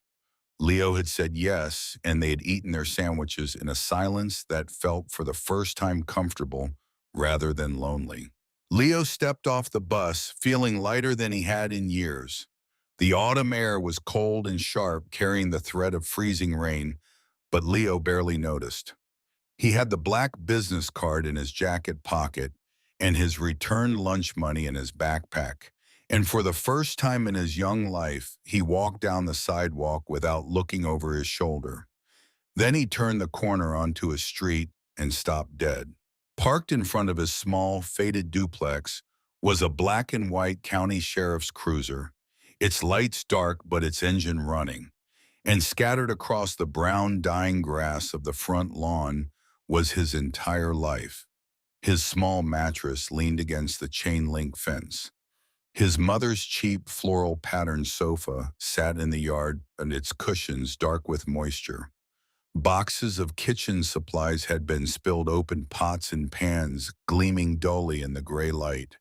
His small box of toys sat on the concrete curb, the cardboard already softening in the drizzle.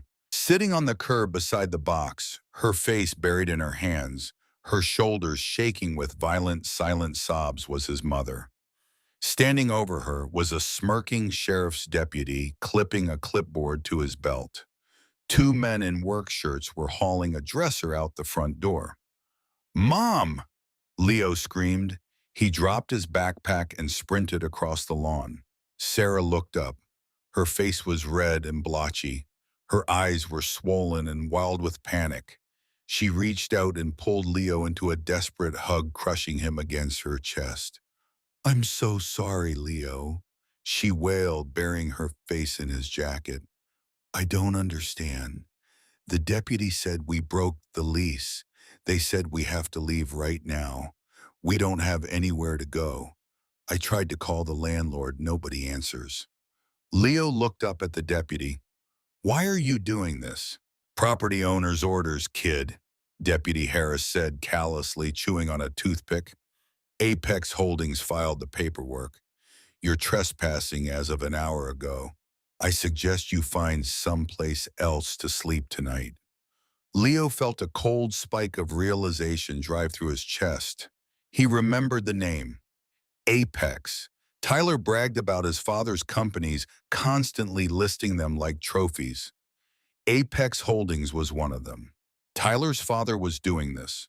The man Dutch had warned, the man Bear had slammed onto the hood of his Bentley. He was not done. He had changed tactics. He could not attack Leo at school, so he was attacking Leo at home. The fear that had vanished that morning threatened to swallow Leo whole again. His mother was crying on the curb.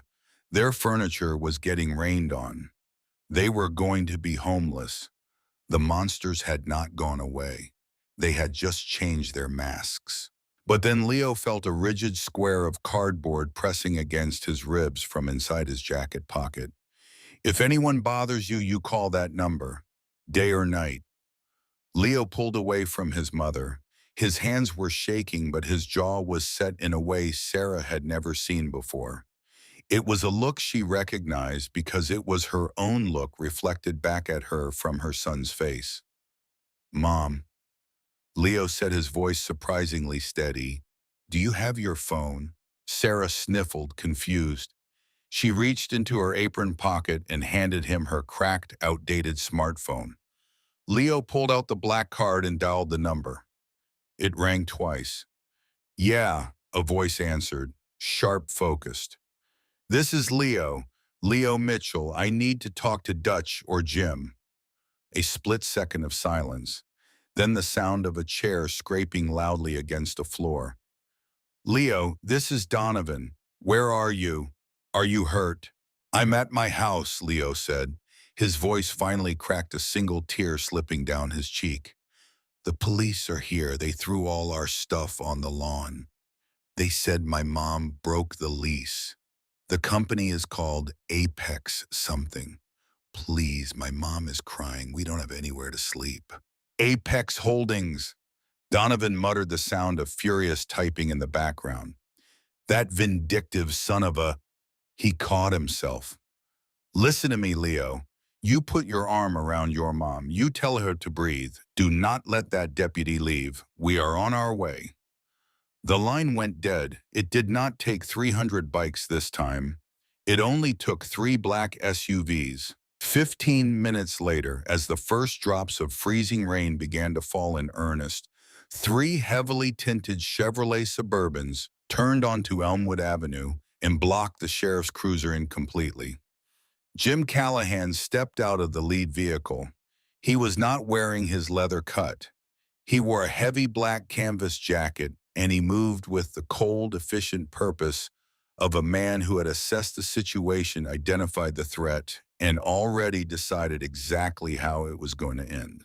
Behind him came Dutch Donovan, and a man Leo had never seen before. This man wore an impeccably tailored charcoal suit, carried a thick leather briefcase, and had the calm, predatory expression of someone who fought wars in courtrooms. His name was Silas Montgomery, and he was the finest defense attorney in the county. He also happened to be the Blackwood Charter's retained legal counsel. They marched across the wet lawn, stepping past the scattered furniture without looking at it. Jim walked straight to Sarah, who was still huddled on the curb with Leo. Without a word, he took off his heavy canvas jacket and draped it over her shivering shoulders. "You okay, kid?" Jim asked, looking down at Leo. Leo nodded, wiping his nose with the back of his hand. "I called the number." "You did exactly right," Jim rumbled, placing a massive hand on the boy's head. Dutch and Silas Montgomery walked directly up to Deputy Harris. The deputy straightened up, his smirk fading as he registered the size and bearing of the men approaching him. "I'm executing a lawful eviction," Harris said, holding up his clipboard like a shield. "Apex Holdings filed the paperwork. You need to step back. This is county business." Silas Montgomery did not even glance at the clipboard. He opened his briefcase and pulled out a stack of freshly printed, heavily stamped documents. "My name is Silas Montgomery. I represent Ms. Mitchell." The lawyer's voice was crisp, precise, and carried the weight of impending catastrophe. "And what you are executing, deputy, is an illegal retaliatory eviction based on fraudulent claims filed by a shell corporation. This eviction violates state tenancy laws requiring 30 days written notice for alleged lease breaches. No such notice was provided. Furthermore, the holding company that filed this eviction is currently under investigation by the IRS for utilizing residential properties to launder commercial embezzlement funds. You are at this moment acting as an enforcement arm for an entity under federal investigation." Harris went pale. The toothpick dropped from his mouth. "Furthermore," Dutch stepped in, leaning close to the deputy's ear, his voice a blade wrapped in silk. "Detective Jack Reynolds from the State Bureau of Investigation is currently walking into Richard Bradshaw's office downtown with a warrant. I suggest you get in your cruiser, deputy, and drive away before your name ends up in the federal indictment that Donovan forwarded to the district attorney 20 minutes ago." Harris looked at the documents. He looked at the massive men surrounding him. He looked at the movers who had stopped hauling furniture and were staring at the scene with slack jaws. He looked at Sarah and Leo huddled together on the curb. He dropped the clipboard onto the wet grass. "Load it back up," Harris barked at the movers, his voice cracking. "Put everything back inside, exactly how you found it." The deputy did not wait to see if they obeyed.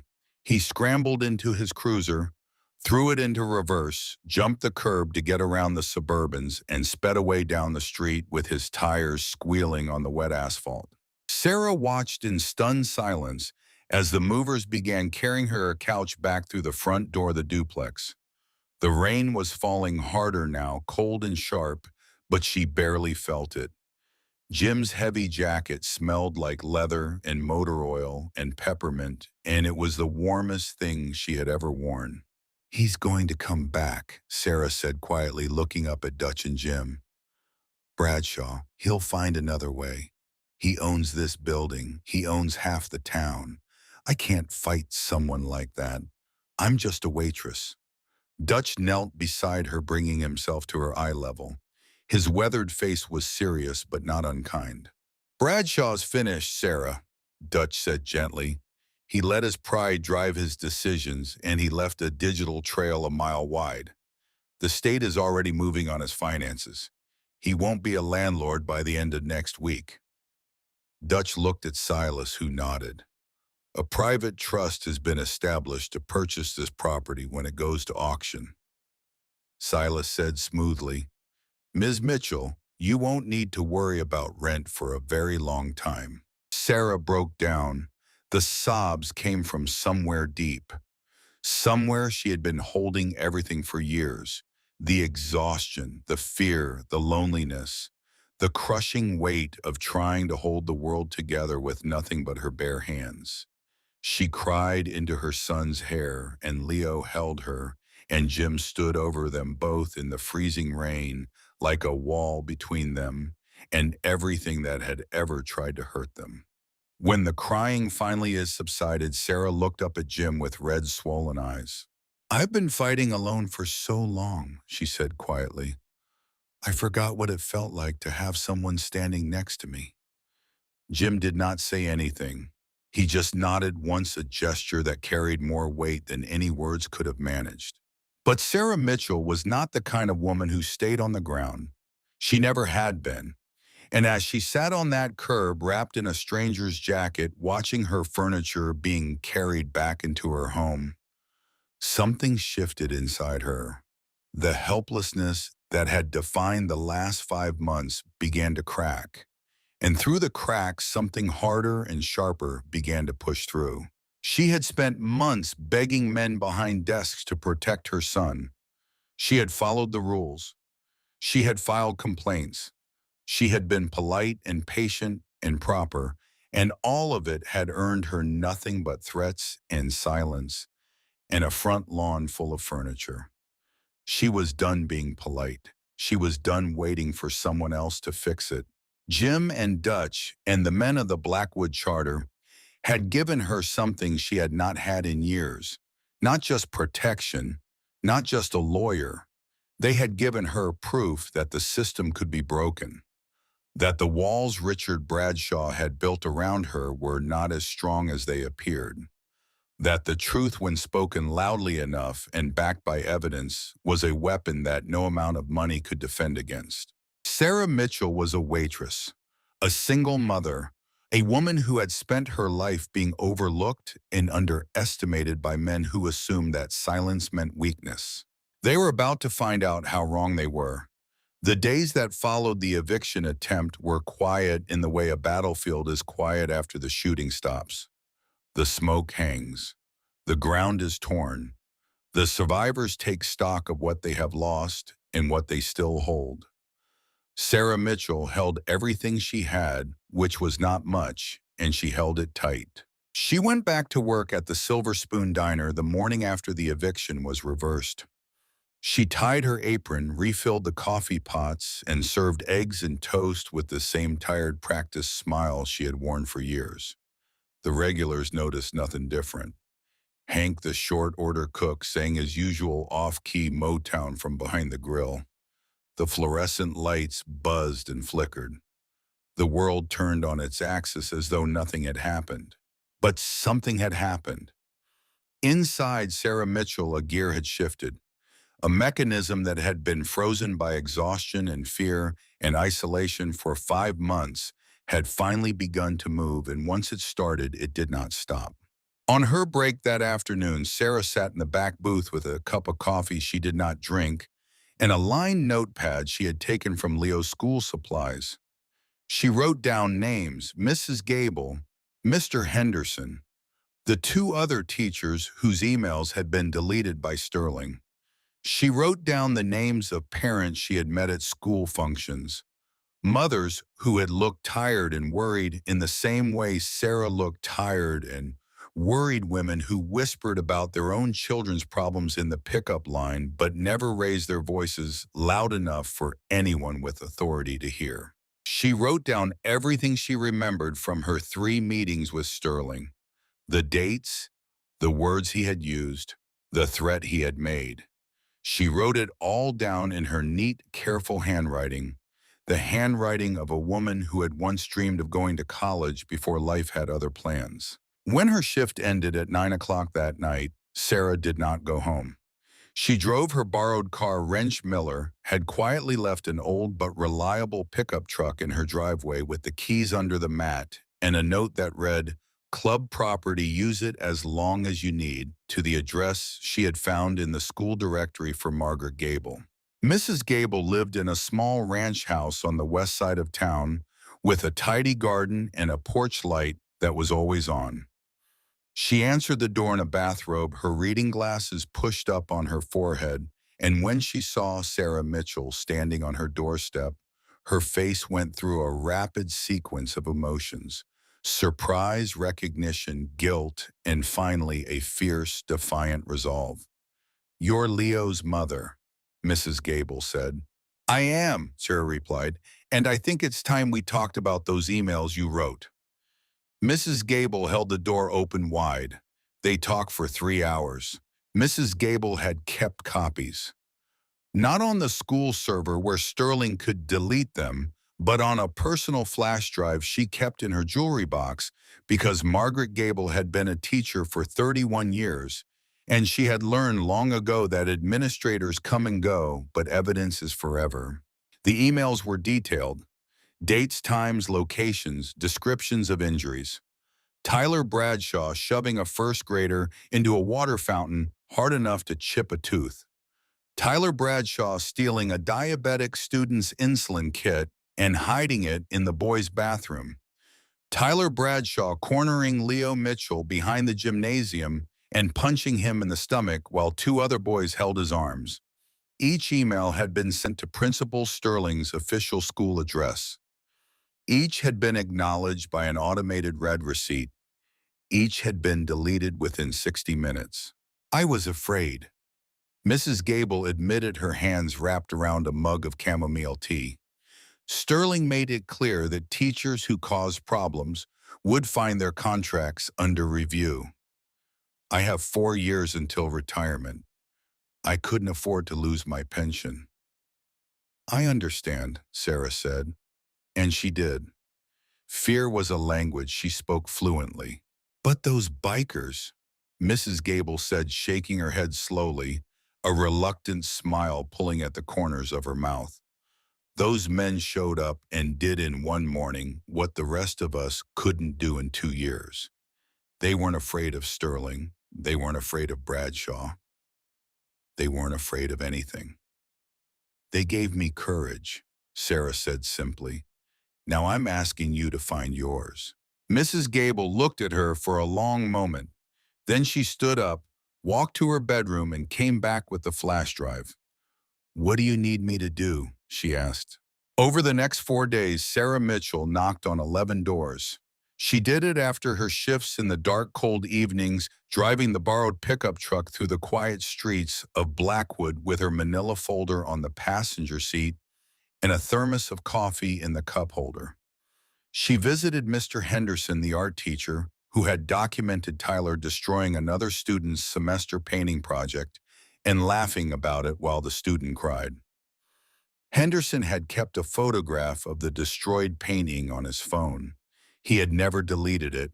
He had been waiting for someone to ask. She found 2 other teachers who had witnessed incidents and been told by Sterling to forget what they saw. One of them, a young science teacher named Ms. Whitmore, had almost resigned over it. She had written a letter of resignation that was still saved on her desktop, dated 3 months ago, never sent because she could not afford to lose her health insurance while she was still paying off her student loans. She tracked down 6 parents whose children had been bullied by Tyler Bradshaw.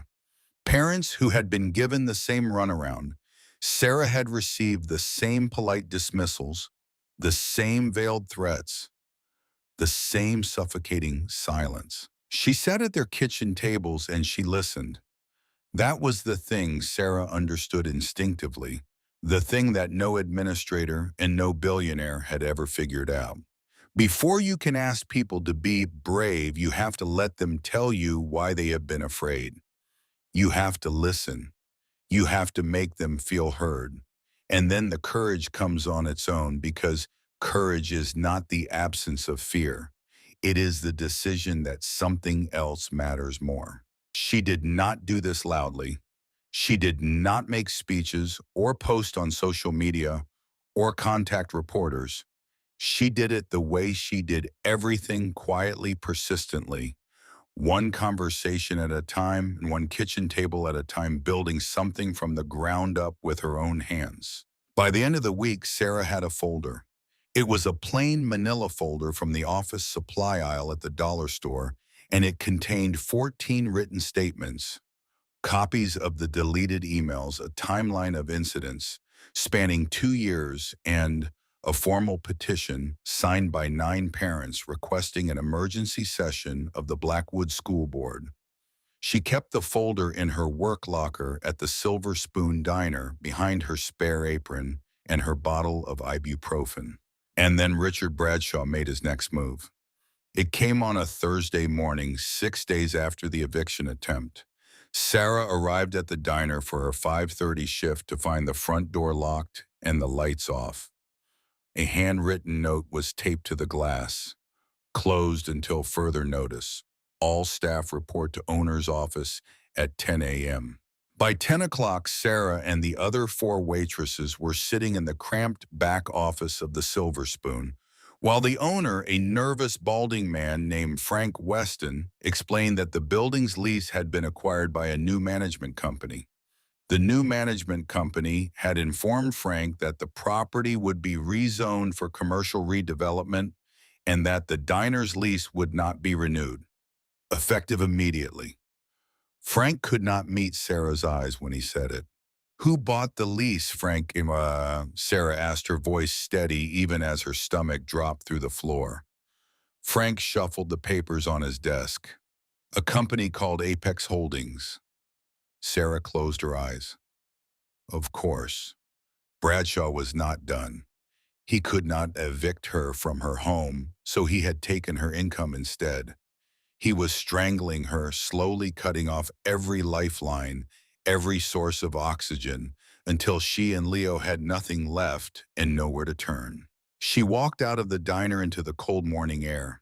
She stood on the sidewalk and looked up at the gray sky, and she let herself feel it, the full weight of it, the exhaustion, the rage, the fear, the loneliness. She let it wash over her like a wave, and she stood in it, and she did not drown. Then she pulled out her phone and called Jim Callahan. Jim answered on the second ring. He listened without interrupting as Sarah explained what had happened. When she finished, the line was quiet for a moment. "He's trying to break you," Jim said. "I know," Sarah replied. "Is it working?" Sarah looked at the locked door of the Silver Spoon Diner. She thought about Leo sitting in his classroom right now, probably with his head held a little higher than yesterday. She thought about the manila folder in her locker inside that locked building, the folder she needed to retrieve before Bradshaw's people changed the locks. "No," Sarah said, "it's not working, but I need to get something out of my locker before they seal this place up. And I need to know that what I'm about to do isn't going to put Leo in danger." "What are you about to do?" Jim asked. "I'm going to the school board meeting next Tuesday," Sarah said, "and I'm going to show them everything." Jim was quiet for a beat. Then he said something that Sarah would remember for the rest of her life. "Sarah," Jim said, his gravelly voice carrying a warmth she had not heard before, "you don't need my permission to fight for your kid. You've been fighting for him since the day he was born. The only difference now is you're not fighting alone. You go to that meeting. You say what needs to be said. And if anyone in that room tries to shut you down, they'll have to go through us to do it." 20 minutes later, Wrench Miller pulled up to the Silver Spoon in a flatbed truck. He walked to the back door, picked the lock with the casual expertise of a man who had done far more complicated things in his life, and stood guard while Sarah retrieved her manila folder. Her spare shoes and the photograph of her mother she kept taped to the inside of her locker door. But Richard Bradshaw was not finished. He was, in fact, just getting started. On Friday afternoon, a courier delivered a thick envelope to Sarah's duplex. Inside were 2 documents. The first was a civil lawsuit, Bradshaw versus Mitchell, alleging defamation of character and tortious interference with business operations, seeking damages of $250,000. The second was a cease and desist letter from the law firm of Whitfield Crane and Associates, one of the most prestigious and expensive firms in the state, demanding that Sarah immediately stop making false and malicious statements about the Bradshaw family and retract any complaints filed with educational authorities. Sarah sat at her kitchen table and read the documents twice. Her hands did not shake. 3 months ago, a letter like this would have destroyed her. It would have sent her into a spiral of panic, of calculation, of trying to figure out how to survive a legal battle she could not afford against a man who could hire an army of lawyers without blinking. 3 months ago, she would have put the letter in a drawer and tried to forget about it the way she had tried to forget about Sterling's threats and Tyler's fists and the sound of her son crying behind his bedroom door at night. But Sarah Mitchell was not the same woman she had been 3 months ago. Something had changed in her, and it had not changed because 300 bikers had ridden to her son's school. It had changed because a giant with a scarred face had looked at her in a diner and told her that her son's $3 sacrifice had reminded him what courage looked like. It had changed because she had knocked on 11 doors and found 11 people who were just as afraid as she was and just as ready to stop being afraid. She had passed through the territory of fear and come out the other side into something harder, something quieter, something that felt like bedrock beneath her feet.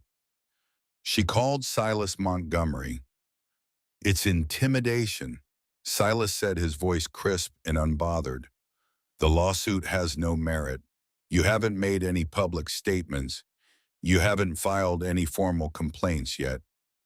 He's trying to scare you into silence before you can speak. It's a classic preemptive strike." "Will it work?" Sarah asked. "Only if you let it," Silas replied. "I'll file a motion to dismiss on Monday. I'll also file a countersuit for retaliatory eviction, wrongful termination by proxy, and abuse of legal process. By the time I'm done, Richard Bradshaw will wish he'd never heard the name Mitchell." "In the school board meeting," Sarah asked, "can he stop me from speaking?" "Public comment at a school board meeting is a constitutionally protected right," Silas said. "He cannot stop you. No one can stop you. You walk into that room, you state your piece, and you let the truth do the rest." On Sunday evening, Sarah sat at her kitchen table with Leo and rehearsed what she was going to say. She did not write a speech. She did not prepare bullet points or talking points. She simply told Leo what she intended to do, and she asked him if he was okay with it. Leo looked at her across the table. His taped glasses sat slightly crooked on his nose. His brown hair was as always a mess, but his eyes were clear and steady in a way they had not been a month ago. "Mom," Leo said, "you always told me that when something is broken, you have to fix it, even when it's hard, even when you're scared." Sarah smiled. It was a real smile, the kind that reached her eyes. "When did you get so smart?" she asked. "I get it from you," Leo said.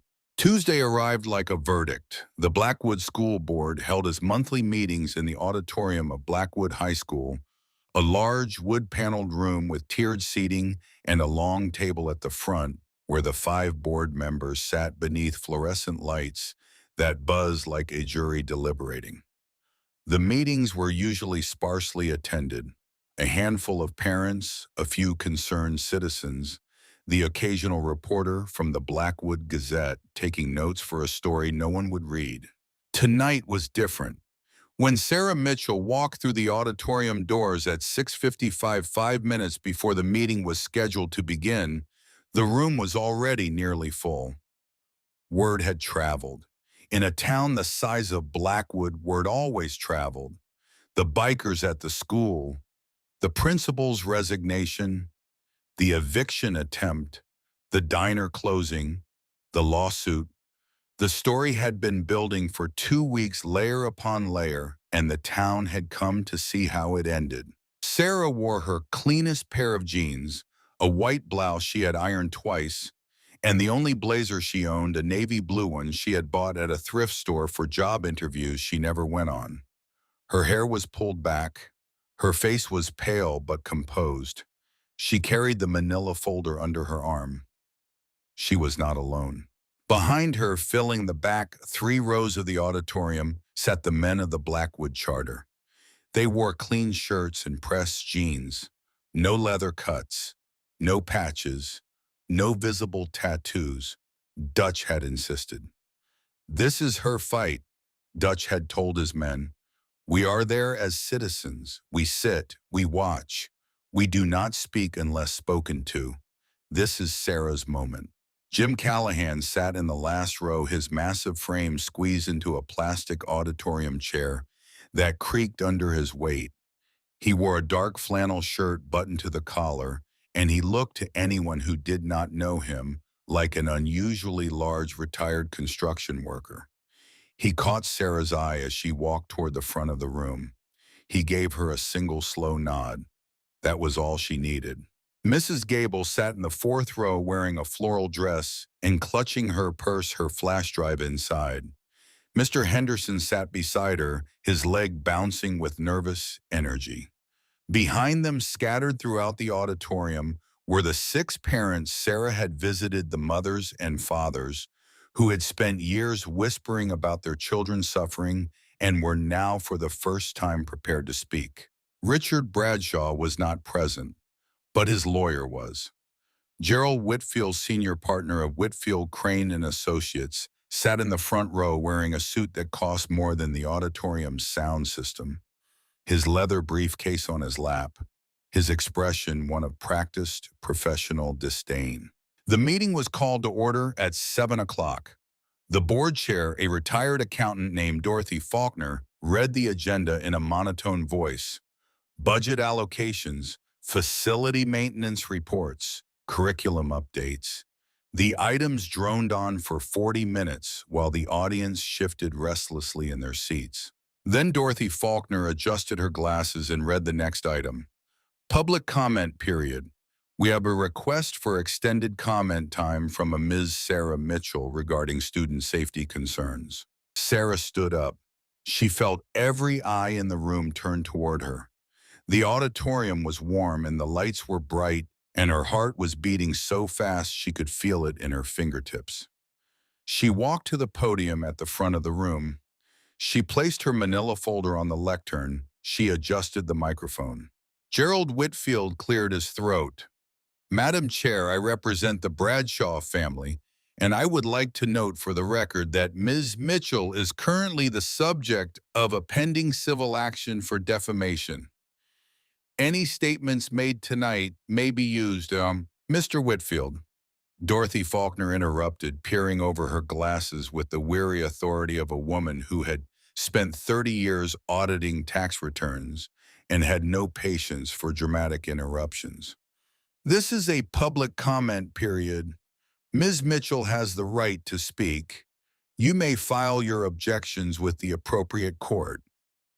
Please sit down. Whitfield sat down. His jaw was tight. Sarah looked out at the room.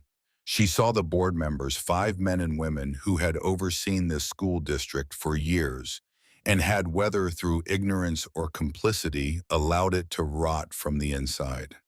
She saw Mrs. Gable, her hands clasped in her lap, her eyes shining. She saw Jim, enormous and still in the back row, watching her with those gray, steady eyes. She took a breath. My name is Sarah Mitchell, she began. Her voice was quiet but clear, carrying to every corner of the room without effort. I'm a single mother. I've worked as a waitress at the Silver Spoon Diner for the last 4 years. Until last week when the diner was shut down by a company that also tried to evict me and my son from our home. I'm here tonight because my 10-year-old son Leo has been physically bullied at Oak Creek Elementary for the past 2 years. And when I tried to stop it, the system that was supposed to protect him chose to protect his bully instead. The room was silent. Sarah opened the manila folder. I went to Principal Sterling 3 times. The first time he promised to investigate. Nothing happened. The second time he told me boys would be boys. The third time he looked me in the eye and threatened me. He told me that if I pushed the issue, my son would receive special attention. He told me that spotlights on fragile children make things worse. Sarah paused. She looked at the board members. They were watching her with the rigid attention of people who know they are about to hear something they cannot unhear. "But I'm not the only one who was silenced," Sarah said. Mrs. Gable, Margaret Gable stood up. Her hands were shaking, but her voice was steady. "I'm Margaret Gable. I've taught second grade at Oak Creek for 31 years. 2 years ago, I witnessed a student named Tyler Bradshaw shove a first grader into a drinking fountain hard enough to chip his front tooth. I filed a formal complaint via email to Principal Sterling. The email was deleted from the server within an hour. I filed 3 more, all deleted. I was told by Principal Sterling that teachers who cause problems would have their contracts reviewed." She sat down. Mr. Henderson stood up. "I'm David Henderson. I teach art at Oak Creek. I witnessed Tyler Bradshaw destroy a student's semester project and laugh about it. When I reported it, Principal Sterling called me into his office and told me that the Bradshaw family was essential to the school's funding and that I needed to learn to pick my battles. One by one they stood, the parents Sarah had visited, the mothers who had been dismissed, the fathers who had been ignored. Each one told their story. Each one named their child. Each one described the same pattern: the bullying, the complaint, the dismissal, the threat, the silence. A mother named Rebecca Townsend stood up with her hands shaking and described how her 8-year-old daughter had stopped eating lunch at school because Tyler Bradshaw told her every day that she was fat and disgusting. Rebecca had gone to Sterling. Sterling had suggested putting her daughter in a different lunch period. The bullying continued. Rebecca's daughter now saw a therapist twice a week. Rebecca could barely afford it. A father named Keith Driscoll, a quiet man who worked at the tire factory on Route 9, stood up and described how his son had come home with a black eye after Tyler had punched him in the bathroom. Keith had gone to the school. Sterling had told Keith that his son had probably started it. Keith's son had not started it. Keith's son had been standing at the urinal when Tyler hit him from behind. There were no cameras in the bathroom. Sterling said there was no evidence. Story after story, child after child. The same machine grinding the same small bodies into silence. The school board members sat in their chairs and listened, and the color drained from their faces one shade at a time. Gerald Whitfield attempted to interrupt twice. Both times, Dorothy Faulkner silenced him with a look that could have frozen a lake. The third time, Whitfield opened his briefcase, pulled out his phone, and began texting furiously. He received a reply within seconds. He read it. He closed his briefcase. He stood up. Without a word, he walked out of the auditorium. Sarah watched him leave. She turned back to the board. "I have documentation," Sarah said, holding up the manila folder. "Copies of the deleted emails recovered from personal backups, written statements from teachers and parents, a timeline of incidents spanning 2 years, and financial records showing a $50,000 payment from a shell corporation controlled by Richard Bradshaw to the Oak Creek Athletic Fund, followed 14 days later by Principal Sterling's purchase of a luxury vehicle." She placed the folder on the board table. "My son wrote a letter last month," Sarah said, her voice dropping to something barely above a whisper, but every person in that room heard it as clearly as a bell. "He wrote it in blue crayon. He was apologizing to a stranger for accidentally scratching a motorcycle. In that letter, he called himself a loser. He begged the stranger not to hurt his mother." Sarah's voice broke. She paused. She breathed. She straightened. "Leo is not a loser," she said. "He is the bravest person I know. He is 10 years old, and he has more courage in his little finger than every adult in this room who looked the other way while children were being hurt. I am not asking this board for sympathy. I am not asking for an apology. I am asking you to do your job. Protect the children in your care. Hold the people accountable who failed them. And make sure that no mother ever has to sit in a principal's office and be told that her son's safety is less important than a donor's checkbook. Sarah stepped away from the podium. The auditorium erupted, not in applause, not at first. First came the silence, a heavy, charged, breathless silence that lasted 3 full seconds. Then the clapping began. It started in the middle rows and spread outward like a wave. Mrs. Gable was crying. Mr. Henderson was on his feet. The parents were standing. The citizens of Blackwood who had come to watch were standing. In the back row, Jim Callahan did not clap. He sat still, his massive hands resting on his knees, and he smiled. It was a rare expression on his scarred face. A real smile. The kind that reached all the way to his gray eyes and softened every hard line. He was watching a woman he had met 2 weeks ago do something he had never been able to do himself. She had walked into a room full of people who had failed her, and she had made them listen.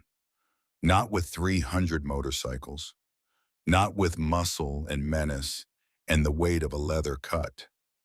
With the truth, spoken quietly, by a woman who had been told her entire life that her voice did not matter. The board voted unanimously that night to launch a full independent investigation into Oak Creek Elementary. They voted to suspend all administrative staff pending review. They voted to establish an anonymous reporting system for bullying incidents.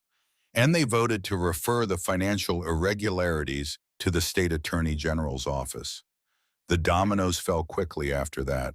The state attorney general opened a formal investigation into Apex Holdings within 72 hours. Federal agents working on a parallel track based on the IRS investigation Donovan had triggered raided Richard Bradshaw's offices the following Monday. They seized computers, financial records, and communications that revealed a pattern of money laundering through residential real estate purchases spanning 5 years in 3 counties. The scope of it was staggering. Bradshaw had not just been a bully, he had been a criminal using his legitimate business empire as a front for systematic financial fraud. Richard Bradshaw was arrested on a Tuesday morning, 13 days after his son had raised his fist to hit a small boy with taped glasses on a playground. He was photographed being led out of his downtown office in handcuffs.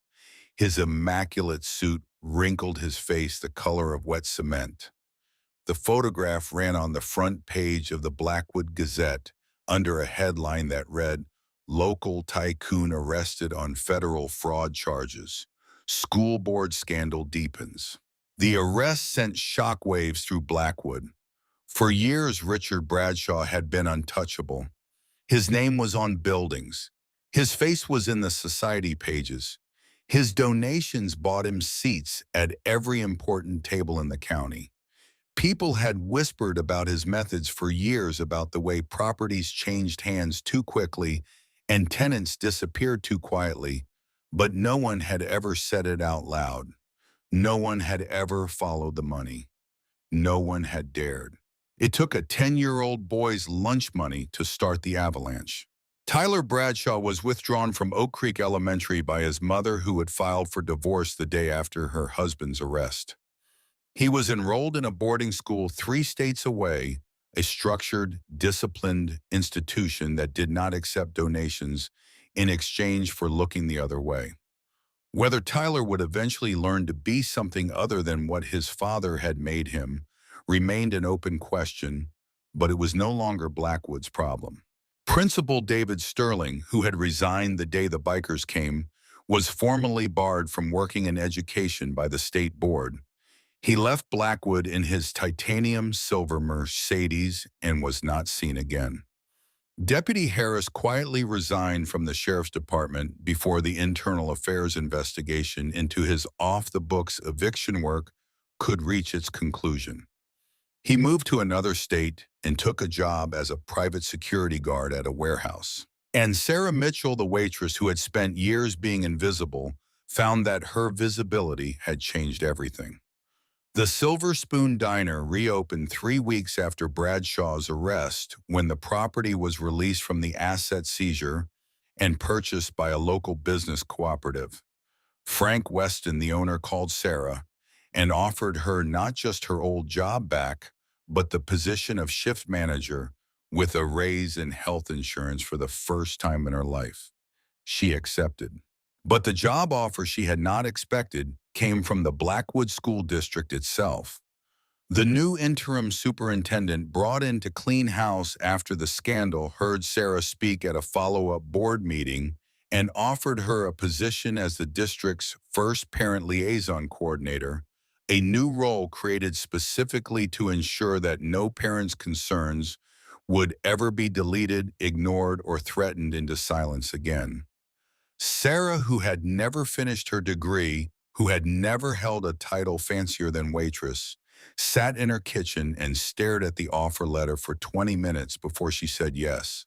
On a Saturday morning 3 weeks after the school board meeting, the air was crisp and bright, and the sky over Blackwood was the deep, impossible blue that only comes in late autumn, the kind of blue that makes you believe the world might actually be a decent place if you look at it from the right angle.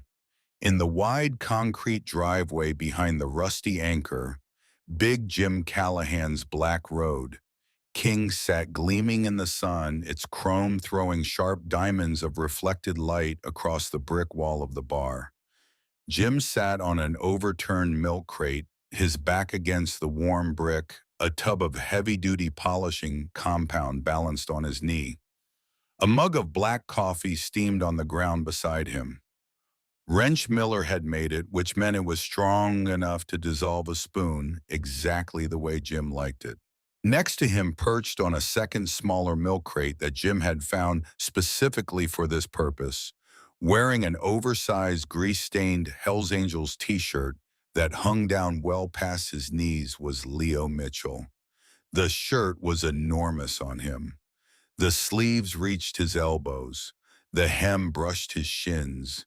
He looked like a child playing dress-up in a giant's wardrobe, which was exactly what he was. "All right, kid," Jim said, handing Leo a soft microfiber cloth. "Same rules as last time. Small circles. Let the compound do the work. You don't force it. Patience." Leo nodded seriously. He took the cloth, dabbed a tiny amount of the white polishing paste onto it, and leaned over the heavy front fender. He found the spot where the scratch had been. It was barely visible now, just a faint ghost of a mark, a pale line that you would only notice if you knew exactly where to look. He began to rub in small, deliberate circles. The world was quiet here. The muffled sound of the jukebox bled through the back wall of the rusty anchor. A few sparrows argued in the eaves of the building. The compound smelled sharp and clean, like chemistry and repair. "Jim?" Leo asked, not looking up from his work. "Yeah, Leo. My mom got a new job." "I heard," Jim said, taking a sip of his coffee. "She earned it." "She's gonna help other kids," Leo said. "Kids like me. She's going to make sure the school listens." "That sounds about right," Jim said. "Your mom's a tough woman, Leo. Toughest I've ever met, and I've met some tough people." Leo paused his polishing and looked up at Jim. His taped glasses sat slightly crooked on his nose. His brown hair was wild and uncombed, but his eyes, the eyes that had been full of terror and self-loathing just a few weeks ago, were clear and calm and steady. "Jim," Leo asked, "can I ask you something? Shoot. Were you really scared when you were a kid like me?" Jim was quiet for a moment. He looked at the boy, at the earnest, open face, at the question that had no agenda behind it, just genuine curiosity from a child trying to understand how a man this large and this fearsome could ever have been small and afraid. "Yeah, Leo," Jim said. "I was scared every day. I was scared of going home. I was scared of going to school. I was scared of everything." I thought I was the smallest, weakest, most worthless kid on the planet. What changed? Leo asked. Jim set down his coffee mug. He leaned his massive forearms on his knees and looked at the boy. One person, Jim said, one person decided I was worth helping. A teacher, big gruff old guy who coached gym class. He saw my bruises and he didn't look away. He didn't make excuses. He didn't tell me to toughen up. He picked up the phone and he made a call, and that call changed my life. I spent a lot of years being angry after that. A lot of years making mistakes. A lot of years trying to figure out who I was supposed to be. But I never forgot what that man did. He showed me that one person can change everything. Leo absorbed this. He turned it over in his mind the way he turned the polishing cloth over in his hand. Is that why you came to my school? Leo asked. Because of him, Jim smiled. Yeah, kid, that's why. Because somebody did it for me, and I made a promise a long time ago that if I ever got the chance, I'd do it for somebody else. And then you left a blue crayon note on my motorcycle, and you gave me the chance. Leo looked back down at the fender. The scratch was gone. Completely gone. The black paint was smooth and flawless, reflecting the autumn sky like a dark mirror. It's gone, Leo said, running his small fingers over the spot where the scar had been. You can't even see it anymore. That's how it works, Jim said. You take something broken, you put in the time, you do the work, and eventually the scar fades. Doesn't mean it was never there, just means it healed. Leo considered this. Jim, Leo asked. Yeah. Do you think when I'm older I could get a bike like this? Jim chuckled, a deep rumbling sound that vibrated in his chest like a diesel engine at idle. He reached over and ruffled the boy's messy brown hair with a massive calloused hand. Kid, Jim said, you keep your grades up. You treat your mother right.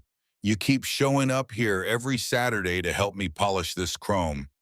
And when you turn 18, we'll build you one from scratch. You and me, every bolt, every wire, every piece of chrome. We'll build it together. Leo beamed. It was a wide, unreserved, full-faced smile, the kind that children wear when they believe completely in the promise being made to them before the world teaches them to doubt. He turned back to the fender with renewed energy, polishing chrome that was already spotless because the work itself had become the point. The process, the patience, the quiet Saturday mornings with a man who looked like the scariest person in the world and turned out to be the safest. Inside the rusty anchor, Sarah Mitchell sat at the bar drinking a cup of coffee that Wrench had poured for her without being asked. She could see Leo and Jim through the small window that looked out onto the back lot.